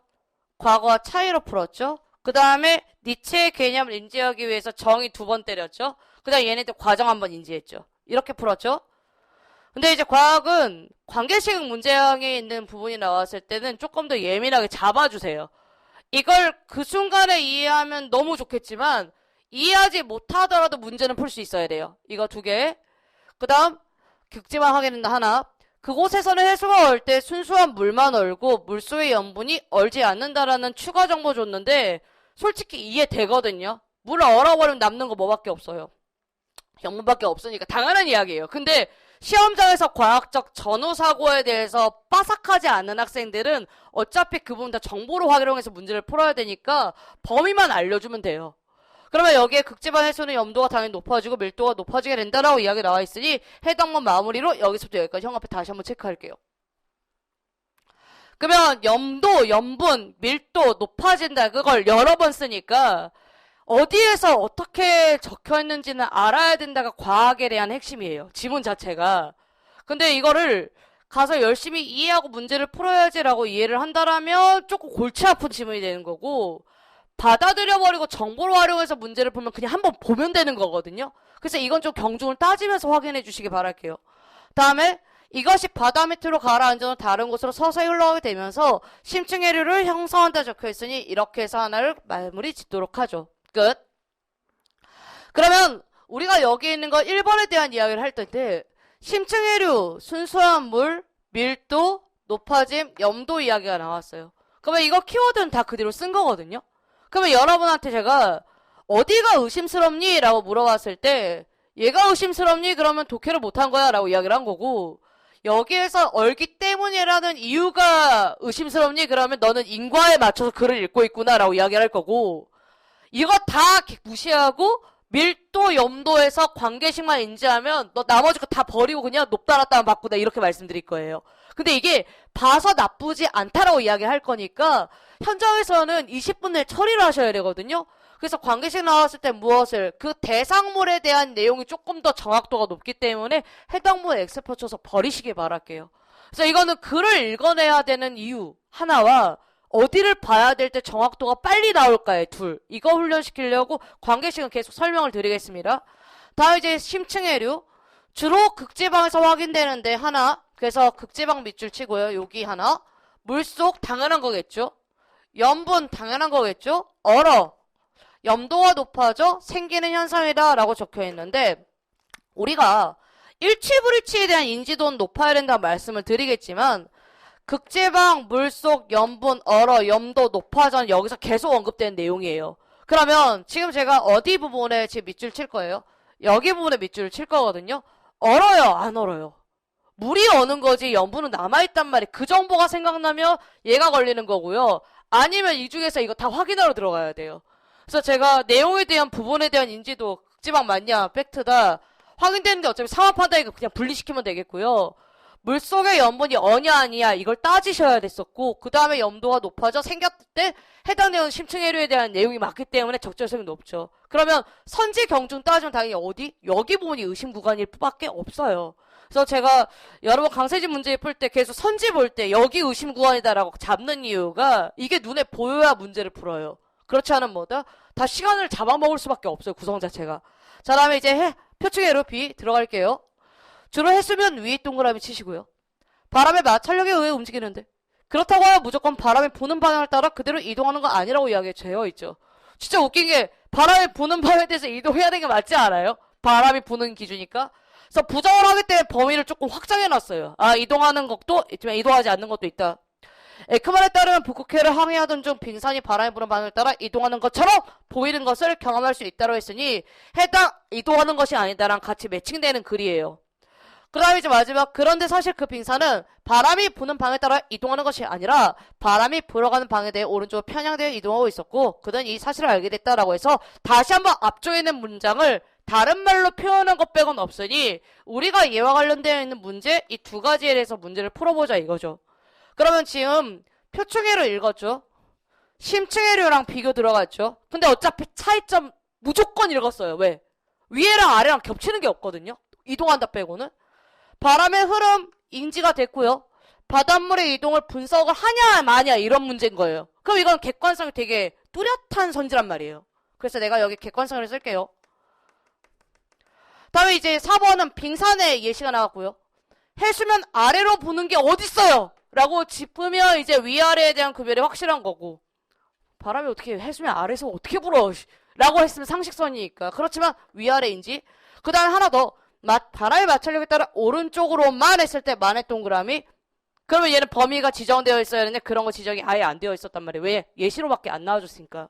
그래서 제가 여러분께 과학 지문은 정보가 짧든 안 짧든 선지에서 긁어내야 되는 부분이 있으니까 그 부분에 조금 착안해서 문제를 잘 풀기를 바라고 정답 그래서 몇 번? 3번으로 이제 마무리 지을 거예요. 우리가 독서를 하는 이유는 내가 알고 있는 정보로 푼다의 전제와 플러스 출제자가 만들어 놓은 선지에서 답을 고른다예요. 그걸 항상 염두하시고 이거 공무원 시험이라서 이의제기 안 돼요. 아무리 이의제기를 할지라도 웬만하면 빨리 끝내고 싶어 할 거예요. 라는 난 생각을 하거든요. 그래서 항상 현장에는 뭐다? 의도 맞추어서 문제를 푸세요. 자, 이제 이번 시간의 마지막으로는 17, 18번을 끝으로 할게요. 그래서 19번과 20번은 이제 마지막 시간에 가르칠 거니까 해당 16번 가볍게 넘기고 이제 17번 이야기를 합시다. 자, 미니멀리즘. 이 문제도 되게 구별이 되게 정확히 두 개 비교 나오죠. 그리고 지금 아래에 있는 18번에 대한 궁금증이 하나 있는데 18번 동시에 푸셨어요? 나중에 찾으러 들어가셨어요? 이거 물어볼 거거든요. 한번 스스로 한번 생각을 해보세요. 왜냐면 제가 이걸 의도한 문제는 17번은 풀 정도면 이미 글이 어느 정도 마무리가 되어 있을 거라 생각을 하는데 지금 보면 가가 미니멀리즘에 잡혀있단 말이에요. 그쵸? 하나. 그 다음에 기억 읽고 니은 읽고 디귿 읽고 리을 읽어서 이미 공차 빠졌어요. 그러면서 이제 18이 풀릴 거고 그 다음에 이제 마무리 17로 들어왔을 거다라고 생각을 해서 문제를 배치한 거거든요. 그래서 혹시라도 나는 17을 먼저 풀었고 선생님 전 나중에 18을 풀었어요 라고 하면 내가 뭐라고 조언을 줄 거냐면 너 아직도 불안도가 높다라고 이야기할게요.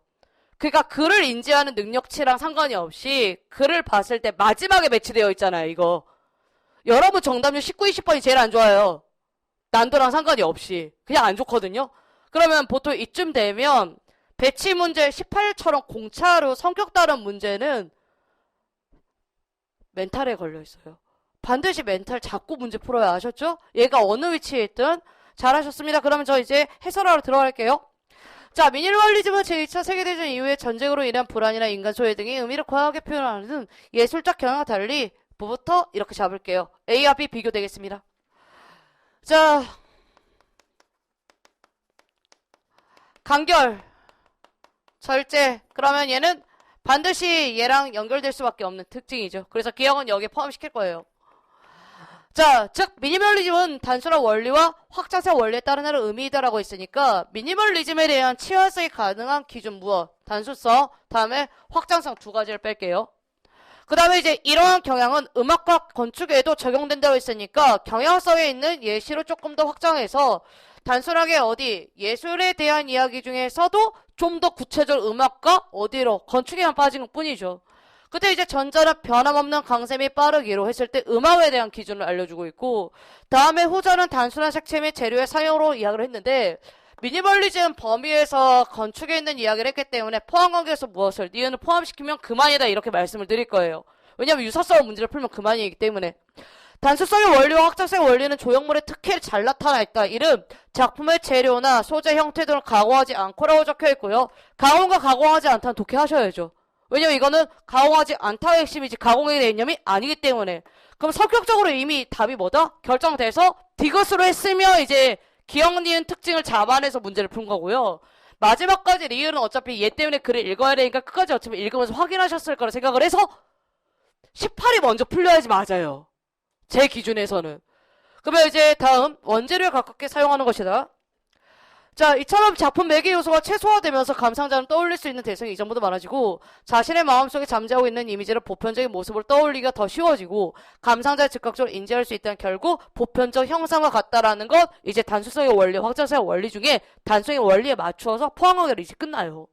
그럼 이제 여기 끊고 확장성 원리에서 중요한 것은 이제 배경인데 조형물이 놓인 공간이 작품의 배경 역할만 있다고 보아서는 안 되고 작품이 놓인 공간은 물론 그 공간과 관련성 동그라미 것까지 한번 해라 라고 해서 해석적인 부분을 마무리한 게 이제 이 확장성의 원리로 끝이 납니다.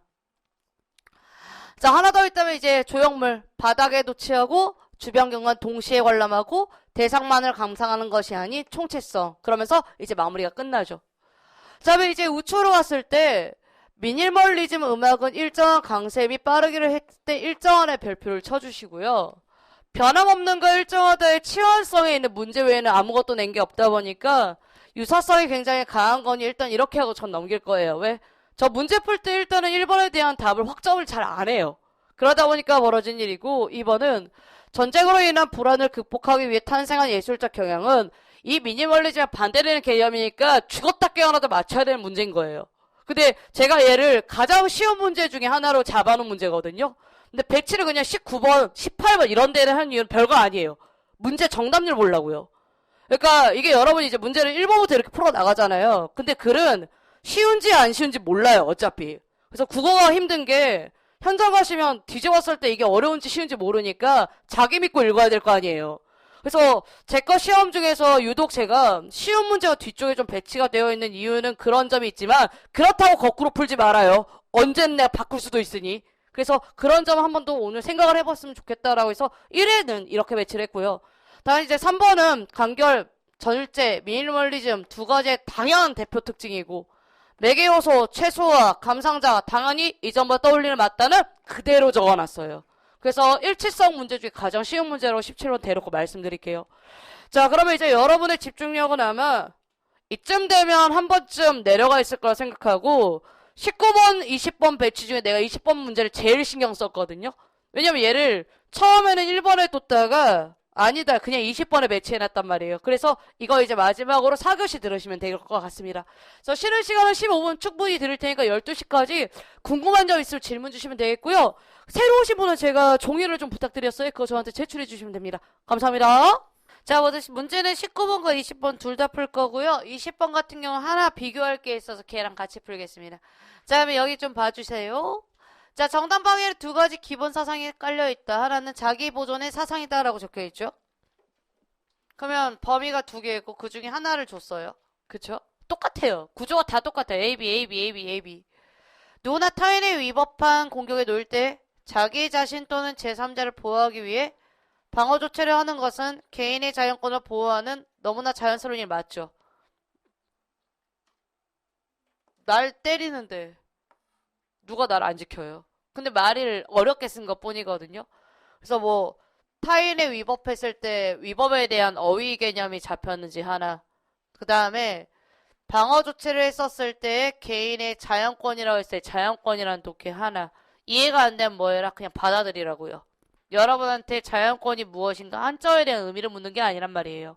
그 다음 이처럼 법은 사람들에게 자기 보존을 위해 공격자를 무력화시킬 선제 공격, 기선을 제압하는 공격을 허용하고 있는 것이라고 보인다라고 했을 때 같은 말일 뿐이고 조금 더 어렵게 자기 보존이란 말을 쓴 것 뿐이고, 그 다음 무력화시킨다는 개념과 유사하게 선제 공격을 했다는 것 뿐입니다. 그래서 이거는 여러분이 한자가 많을수록 독해야 될 구간이 있구나라는 걸 깨닫게 하려고 문장을 일단 이렇게 쓴 것 뿐이고, 그 점을 이제 고려했다라면 싸워야겠네 라고 하거나 보호해야겠네 라고 가볍게 독해했다라면 걔랑 같은 말입니다. 다만 문장을 이렇게 쓸 뿐이죠. 자, 이렇게 하나 끊고 이제 다른 하나 잡을게요. 자, 정당방위는 개인의 자기보존 사상 외에도 라고 적혀 있으니까 사상 외라고 잡으면 범주 보시면서 풀었을 거고요. 외 동그라미 칠게요. 법이 무엇인가를 확충시켜줘야 한다는 사상을 밑에 깔고 있다라고 했으니 아직까지 이게 뭔지는 정확히 몰라요. 그냥 그 자기보존 사상 외에 뭔가 있다라까지 독해를 하는 거죠. 그 다음에 내용. 이 사상을 옛날부터 부정대 정의 원칙에 불러왔는데 자기 자신의 위법, 부당한 공격으로부터 방어하는 자는 이로써 법질서 전체 효력까지도 방어하는 것이다 라고 적혀있고요. 여기 뭐 밑줄 칠게요. 당연히 부당한 공격에 방어하는 게 맞거든요. 나를 때리려고 하는데 쳐맞고 있지는 않을 거 아니에요. 그쵸? 근데 이 말을 이렇게 썼을 뿐인 거예요. 법질서 전체 효력까지도 방어한다까지. 그러면 같은 말이라고 생각하고 여러분이 이제 어휘가 좀 어려워지나 그러면 내가 독해를 못하는 건지 그 다음에 독해는 됐는데 말이 어려운 건지는 좀 구별을 했으면 좋겠어요. 저는 여러분이 이 글에 대한 글의 이해는 높다라고 생각할 거고 그걸 다른 말로 바뀌어져 있는 그냥 말이 어려운 글이거든요. 그래서 밑줄. 쉽게 풀어 말하자면 법은 불법에 양보해서는 안 된다. 정당한 것이 부당한 것에 길을 비켜줄 필요는 없다라고 했으니 법에 대해서 강조점 하나 잡았고, 이처럼 법제에서 전체 효력을 확보하기 위한 정당방위 오름에 대한 신봉 때문에 정당방위는 가차없는 방어수단을 들이대도 허용한다는 결론에 다다른다 했을 때 마무리 정당방위 이 부분 형광펜 체크할게요. 그러면 이제 부정대 정의 원칙이라고 불리는 것에 법과 불법에 대한 이야기가 확실히 들어가 있는 예시가 되죠. 따라서 비록 침해받는 이익이 재산적 가치밖에 없는 것이라 할지라도 방어수단으로는 그 공격적에 인명에 손해를 끼쳐도 허용된다라고 이야기해주고 끝났거든요. 그러면 이제 1번에 있는 내용 보시면 자기 보전의 사상은 정당방위 기본 사상에다가 헷갈릴 이유가 없어요. 저 이거 그대로 썼단 말이에요. 그래서 써져 있는 거 그대로 썼고, 자기 보존을 위해서 하는 선제 공격이나 기선을 제압하는 공격을 허용하냐 아니냐 이것 따윈데 똑같이 썼거든요. 똑같이 썼다는 말 무슨 말인지 알죠? 치안한 게 없어요. 다음에 법질서 전체 효력을 확보하기 위해서 정당방위 뭐 할 수 있다? 이거 할 수 있다고 똑같이 쓴 거예요. 제가 여러분 집중력 보고 있다라고 내가 말씀드리잖아요. 항상 마지막까지. 공격자의 인명의 손해를 끼칠 때 기본 왜 법에 제지받지? 허용한다면서요. 그러니까 정답 몇 번? 4번 가는 게 무리가 없죠. 그래서 이 두 문제는 제가 그래서 좀 정답률에 이걸 되게 예민하게 보는 거예요. 왜? 여러분이 앞에 거 읽을 정도의 수준이면 이거 못 읽을 일 없거든요. 그렇지만 끝까지 잘 읽으셔야 되는 게 항상 시험 문제의 모토다라는 거 말씀드릴 거고요. 이제 마지막 이제 20번으로 끝을 낼게요. 자, 여러분이 이 문제가 그 밑줄 친 결론을 반드시 이뤄내야 된다는 게 핵심이한 거죠. 그쵸? 그러다 보니까 지금 전국적으로 고령화가 지속된다면 A국의 사회복지 지출을 늘어날 것이라는 조건문이 하나가 있어요. 고령화가 지속되면 뭔 일이 벌어지죠? 늘어날 것이다 라고요. 그런데 A국 앞에 놓인 선택은 사회복지 지출을 줄이거나 증세 자책을 실행하는 것. 두 가지 경우의 수가 나왔죠. 선택 뭐 할 수 있다? 줄이거나 증세 정책 두 가지밖에 없단 말이죠. 근데 여기에 가장 중요한 건 여기 부분이거든요. 별표 치세요. A국이 증세 정책을 실행한다면 반드시 침체하는 건데 왜 이 부분이 중요하냐면 이게 결론이라서 그래요. 침체해야 되거든요.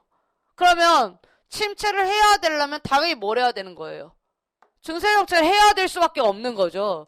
그러면 증세 정책을 하려면 무슨 일이 벌어져야 되냐면 고령화에 따라서 벌어진 일이 있단 말이에요. 근데 여기에 따라 이거 두 가지 선택밖에 없는 거고. 근데 지금 이거는 가정문으로 적혀 있거든요. 여기 부분 별표예요. 진짜 기가 막힌 문제거든요. 흉내 내느라 고생했어요. 왜 이거 1번밖에 정답이 안 되냐면 제가 전제로 깔려 있어야 다 빠져요. 고령화가 된다 했으면 지출 당연히 뭡니까? 늘어나는데 선택권 두 개밖에 없잖아요. 줄일 수가 없을 거 아니에요. 얘는 이제 배제가 되는 거고 이쪽밖에 못해요. 증세 정책 하니까 당연히 뭡니까? 침체가 일어나야 되고 반드시 침체가 일어날 수밖에 없는 결론인 거예요. 근데 이게 문제가 뭐랑 똑같았냐면 여러분 내가 얘 말고 이제 다른 거 문제를 보여드릴 테니까 그거 한번 봐보세요. 여러분은 지금 현재 기출문제집을 가지고 있는 학생도 있고 없는 학생도 있으나 해당 문제는 문제 풀이 때문에 보여드릴 거니까 그 부분만 보시면 돼요. 나 진짜 이거 고민 많았다니까.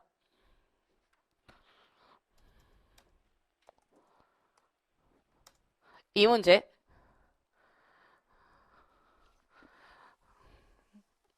이 문제 진짜 고민 많이 했다고. 나는 여러분이 그 오류에 대한 설정에 대해서 고민을 안 한다라고 생각한다. 왜냐면 이건 모르는 문제고 모르는 문제이기 때문에 오류에 대한 검토를 못 해요. 이것도 이해가 되셨죠?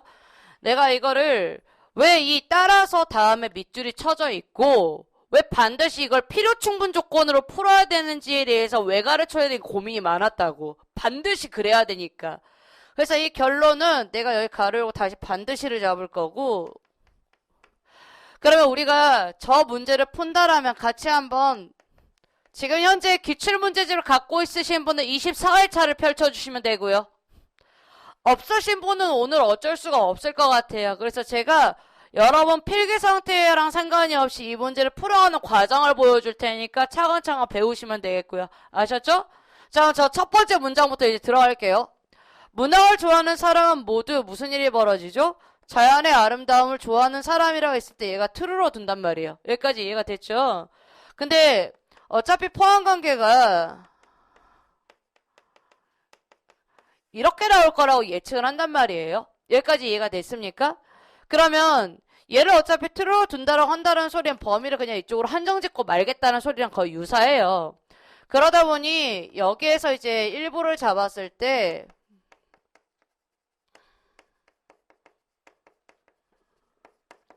얘도 당연히 특징이니까 true, 다시 말해서 참이라고 말할 수가 있겠죠. 전체가 참인데 여기에 있는 일부가 참인 건 당연할 거 아닙니까? 맞죠? 근데 이렇게 나오면 사실상 얘만 참이라고 본다 뭐 할 수 있냐면 교환 법칙이 가능해요. 교환 법칙이. 그럼 이거 교환을 할 수 있다는 소리는 뭐도 된다는 소리입니까? 이것도 된다는 소리잖아요. 여기까지 따라올 수 있죠? 근데 쟤는 지금 단정문으로 되어 있다라고 이야기를 할 수가 없는 게 저건 이제 가능성 문장이에요. 두 가지 다 된다라고 이야기를 해줬단 말이에요. 지금 첫 번째 문장 해결했죠. 두 번째 문장 갈게요. 자연의 아름다움을 좋아하는 어떤 사람은 예술을 좋아하는 사람이라고 적혀있는 얘는 이제 전칭 개념이 없어요. 특징만 있지. 그러면 얘는 자연에 있는 일부와 다시 말해서 예술을 좋아하는 일부가 무조건 참인데 당연히 역도 참이란 말이에요. 그래서 이거 역도 적으면 돼요.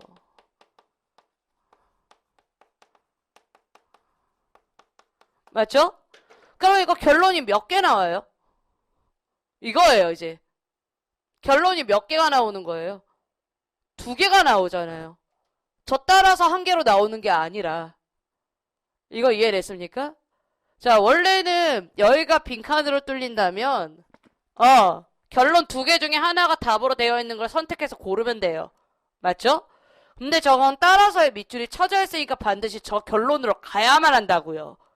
이게 핵심이라서 지금 얘는 결론으로 친다면 매개체가 있다 보니까 문학을 시작으로 해서 자연으로 가고 자연으로 가서 예술로 가고 얘 같은 경우는 어떻게 하죠?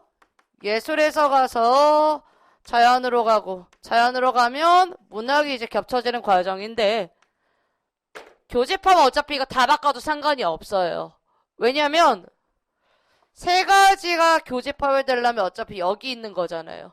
그러면 그냥 독해만 했을 때 문학 좋아하는 애가 자연 좋아하고 자연 좋아하는 게 예술 좋아하죠. 다 이거 들어가 있죠? 그럼 질문. 자연 좋아하고 예술 좋아하고 문학 좋아해도 상관없는 문장 아니에요? 맞죠? 그럼 예술 좋아하고 문학 좋아하고 자연 좋아해도 상관없는 거잖아요. 그쵸? 다시 말해서 이렇게 2문장 주면 결론이 여러 개가 나와요. 이해됐습니까? 내가 그거 왜 오류 충돌 문제를 항상 고민을 하냐면 문제를 발문을 할 때 얘가 추가해야 된다고 한다라면 이건 필수 조건이 필요하다는 소리랑 똑같단 말이에요. 반드시 그래야 되는 결론이어야 된다. 이걸로 가야 된다는 소리죠. 그러면 결국은 예술을 좋아하는 어떤 사람의 문학에 대한 이야기로 가려면 이 2 조건을 바탕으로 두고 풀어야 되기 때문에 얘로 가야 되는 조건이 하나가 더 필요한 것 뿐이에요. 그러다 보니까 무엇이 전칭에 맞추었을 때 해당 전칭에 해서 필요 충분 조건을 만들면 무조건 답은 뭘밖에 안 된다? 저거밖에 안 된다 결론이 나온다고 이쪽에서 본 것 같아요. 근데 제가 20번 문제에 대해서 이거는 NCS 쪽에 있는 문제를 제가 발췌를 해서 바꿔가지고 문제를 출제를 한 건데 왜냐면 그 문제 그대로 쓸 수가 없어요. 그 유형을 따라서 간 거지.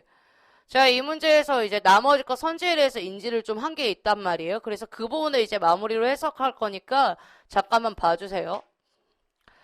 자, 밑줄 친 결론을 이끌어내기 추가해야 할 전제라고 했는데 여기에서 반드시랑 결국을 썼어요. 여기 보면 동그라미 치시겠어요? 그러면 이거는 이쪽으로 가야 되는 방향성을 반드시 준 거죠. 그쵸? 그러면 우리가 이 문제를 풀 때는 앞쪽에 있는 조건도 충분히 중요하긴 하지만 해당 침체한다 해서 침체하고 말 것이다까지 반드시 가야 될 때 어떤 조건이? 이 조건이 제일 중요하다라고 확인이 돼요. 왜냐하면 이 결론은 이 조건이 아니면 쓸 수가 없단 말이죠. 그러면 이제 앞에 있는 2문장 중에 얘와 관련된 게 뭐냐 이거예요. 왜냐면 이건 문장 대 문장 대 문장 대 문장으로 들어가는 문제밖에 안 된단 말이에요. 이거 이해됐습니까? 문장의 문제. 그러다 보니까 여기 오하라가 있는데 이거는 연원이든 선언이든 간에 이해도가 있다라면 A라는 선택을 하거나 O와 B라는 선택 외에는 되지 않지 않아요? 그쵸? 그러면 아니면 둘 다 선택하거나. 근데 얘는 거나라고 했었을 때 반드시 무엇을 해야 된다는 이야기를 해야 됩니까? 이쪽을 하지 않으면 불가능한 거예요. 어떤 게? 얘가 조건을 따라서 들어가면. 그래서 증세 정책을 실행을 한다라고 했었을 때 그 전 조건이 무엇을 선택의 기로에 있어야만 이걸 하는 거니까 다시 돌아가면 A국의 무엇을 사회 지출이 늘어나야 되는 상황에 선택을 해야 되는 거고 다시 돌아가서 이게 지속된다면 이 가정을 두면 안 되는 거예요. 왜? 이걸로 돌아가야 되는 거니까. 그래서 저 가정모녀에 대한 개념의 전제를 짜질 때 가장 처음이 되는 게 문제가 나오면 당황하는 게 맞거든요. 그래서 정답이 1번이고 하나? 실제로 독해하면 1번 빼고는 문제가 안 나와요. 답이. 그럼 이제 2번 이야기 할게요. A국의 사회복지 지출이 늘어나지 않는다란 말은 이게 무슨 말이 돼요? 지금 이 결론까지 가려면 반드시 무슨 일이 벌어져야 되는데 고령화가 지속돼야 되는데 그래서 독해할 때 2번은 말이 안 되는 거고요. 하나. 다음 이제 3번은 A국이 증세 정책을 실행한대요. 오케이 알겠어. A국의 사회복지 지출은 늘어날 것이다는 왜 갑자기 튀어나오냐고요. 우리가 지금 얘네들 관계를 알아서 반드시 이쪽 침체를 가는 게 아니라 늘어날 수밖에 없는 결론 앞쪽에 있는 조건이 되게 중요하단 말이죠. 그렇게 해서 가야 되니까. 그 다음에 이제 마지막 4번은 A국의 사회복지 지출이 늘어난다면요. 전국적으로 고령화가 지속되지 않을 것이다는 절대 고르면 안 되는 거예요. 왜? 해당 내용은 고령화가 지속된다는 가정을 두고 시작을 해서 결론이 이렇게 간 건데 고령화 자체를 부정하는 말이 된다 안 된다? 안 된다고 나오니까. 그래서 제가 여러분께 그 전제에 대한 이야기를 하고 싶어서 말씀드린 거고 전제 동그라미 치시고 절대 부정할 수 없는 포함관계 있어야 될 말, 꼭 해야 될 범주 절대 잊지 마세요. 저게 부정되면 뭐다? 나머지 거 설명이 불가능해요. 그래서 제가 아까 돌아다니면서 20번 살짝씩 봤는데 실제로 독해로 푸신 분이 있는 것 같아요. 보면. 그래서 단순히 자꾸 수식 적어서 문제를 푸는 게 있다라고 생각하는 건 수식이 편하기 때문이고 실질적으로 문제에 대한 이해도를 한번 높이는 게 맞다라고 나는 느끼는 게 가서 푸셔야 되거든요. 그래서 이런 문제 있을 때마다 제가 계속 개발해서 알려드릴 테니까 추가적인 문제에 대한 훈련은 화요일날 계속 시킬게요. 그래서 목요일날 오시면 강세진 문제집이 있고요. 그리고 지금처럼 저한테 따로 상담하신 분은 항상 제가 M층에다 배치해놔요. 그래서 혹시 그날 결석을 해야 돼서 못 받는 경우는 화요일날 수업 어떻게 들어요? 맞죠? 그래서 목요일날 M층에 제 교수실 오면 항상 거기에 있어요. 그렇게 해서 받아가셔도 상관없습니다. 자, 그럼 이렇게 해서 해설 강의 모두 마치도록 할 거고요. 자, 원래대로라면 여러분과 함께 무슨 이야기를 할 거냐면 해당 앞쪽에 있는 이야기를 하고 끝내려고 했어요. 근데 교재들을 가지고 오신 분도 있고 안 가져오신 분도 있고 그리고 오늘은 개강을 했기도 하고 그러니 마지막 한마디만 하고 끝을 낼 테니까 교재 갖고 계신 분은 24회 잠깐만 펼쳐주시면 되겠고 없으신 분은 칠판 보시고 확인 하나만 하면 되니까 이제 오늘 마무리 하나 하고 끝을 낼게요. 그래서 얘와 비슷한 것도 이제 다음 주에 오시면 한 번 더 선급을 할 거니 걱정하지 마시고 진행 같이 하시면 되겠습니다. 자, 해당은 6번 문제인데 골격에 대한 이야기 다시 한번 드리고 이제 마무리 지을게요. 뭐 신유형이다 말을 하는데 저는 이거 안 되면 어차피 문제 못 푼다라고 보는 입장이에요. 독해든 이해든 어휘에 대한 입장은 알아야 되고 지금 이거 한 4번째 보시죠. 속정을 이런 거 독해 되지 않아요 이제? 돌로 만든 물건 뭐 이런 식으로. 그쵸? 근데 거기조차도 문제인 학생들이 있어요. 속정물이 뭔지를 몰라서. 근데 스톤헤지는 독해할 이유가 아예 없잖아요. 그쵸? 그거 대상에 있는 거고. 그때 우리가 이 독해를 해야 되는 이유는 무엇 때문에 그런 거냐면 문제에 대한 범주나 플러스 의도를 파악하기 위한 거거든요. 그러면 얘가 첫 번째 문제 유형을 줬을 때 제가 어떤 걸 느꼈냐면 이제 느낀 점에 대해서 공유를 해드릴게요. 강화역학가 원래 7급에서는 가장 문제가 좀 심각한 쪽에 속해요. 왜냐하면 빈칸이 많이 뚫려 있고 내가 얘를 정리하면서 풀어야 되는데 어쨌든 이해도가 낮으면 얘 범위에 넣을 수가 없어요. 범위에.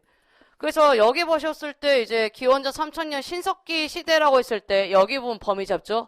다들 머리로 범위 잡아요, 지금. 문제 푸는 거 아니잖아요? 1960년대라는 시기가 굉장히 많이 확장된 게 눈에 보일 거예요. 맞죠? 그런 상태에서 천문학자 호일에 호일만 별표 치는 사람이 있는 거고요. 호일의 역할이 천문학자인 것까지 범위를 잡는 사람이 있는 거예요. 이거 이해됐습니까? 그러면 연산적치라고 했었을 때 연결고리는 굉장히 객관적으로 나오니 범위가 정해지고요. 다음 이제 두 번째, 여기는 톰이라고 했을 때 얘는 역할이 뭐죠? 엔지니어죠. 다시 말해 엔지니어니까 무엇을? 기구 쪽에 대한 이야기를 할 수밖에 없지 않습니까? 그래서 범위를 잡는 역할을 하는 게 이쪽 파트 문제예요. 그리고 이제 마지막으로 한 번 더 누가 호킨스가 나오는데 천문학자가 겹치죠. 그래서 글을 자꾸 보라고 하는 이유가 처음 연습하시면 범위가 이렇게밖에 안 잡혀요. 스톤헨지 말하는 사람들의 모임. 그쵸? 근데 이제 범위를 이제 조금씩 세밀하게 잡는 습관이 들면 스톤헨지인데 천문학자끼리 말한 것과 누구 나오죠? 엔지니어 따로 나오죠? 그 다음 해단의 의견을 제시했고 그럼 다양한 의견 제시 그 다음 문단 들어갈게요.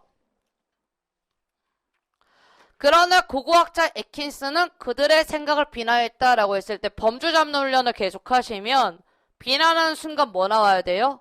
위에 거와 아래 거는 다르다 범주가 나와요. 그러면 이제 뭐가 다른지의 기준이 명백해야지 두 가지 차이로 들어가죠. 범위. 그러면 애킨스는 스톤헨지를 세운 사람 야만인이라고 했고 위에는 뭐라고 생각하면 돼요? 야만인이. 아니다라고 범위를 잡아야 되고요. 호킨스의 주장과 달리 과학적 사고를 할 줄 모른다라고 했으니 과학적 사고를 할 줄 알지 않을까란 가능성을 두어서 범위를 잡는 훈련을 하라는 소리예요. 왜냐하면 여기 아래 보시면 제사를 지내는 장소인가 아닌가 본인 판단 문제예요. 다. 여기 범위에 들어가냐 아니냐. 그 다음에 숫자를 사용했다는 증거가 발견된다면이 가정이잖아요. 그래서 얘 적합성 묻는 문제라 이거 안 되면 신유형은 일단 할 수가 없어요. 두 번째, 이게 문제가 첫 번째 유형이고 앞쪽에 있는 이런 명제 같은 경우는 훈련시키면 그냥 벌어져요. 그래서 오늘 확실하게 확인된 건 여러분은 명제는 풀어요. 그래서 8번 문제 그거 쉽게 푸는 거 보고 확신은 들었거든요. 아, 뭘 내도 이제 PQRS로 풀어서 문제를 풀겠구나라는 거. 그렇지만 이 범위와 관련된 건 아직 이번에 문제 하나도 출제 안 했어요. 그래서 다음 2회차 때 이 범주와 관련된 걸 다시 한번 설명을 할 테니 모두와 어떠에 대한 아까 개념 잡았을 때 전칭, 특징 개념 한 번 더 검토하시고 혹시라도 이 강의가 어디에 있는가 했을 때 원래 지난주 일요일 날 했거든요. 근데 결석한 친구들 때문에 한 번 더 언급을 할 뿐이에요. 알았습니까? 그래서 다음 주 화요일부터는 전칭에 대한 개념 하나 더 설명이 들어갈 거고 부정문 들어갔을 때 2차로 설명 들어갈 거고 하나는 신유형으로 빼놨어요. 그래서 비교하는 문제 처음 넣어놨거든요. 그래서 그거 좀 보실 때 풀 수 있으면 도전했을 때 항상 뭐 봐라? 시간 보면서 한번 처리해 보시기 바랍니다. 그래서 오늘 수업은 제가 오늘 일찍 끝내드려도 무방하다고 느낄게요. 그래서 오늘 여기까지만 수업을 할 거고요. 지금 시간 좀 많이 이르니까 푹 쉬시기 바랍니다. 고생 많으셨습니다. 감사합니다. Swagger down the street with your red lips and funky beat. You better hold your head up to the sky. I'm gonna roll with you till the day I die.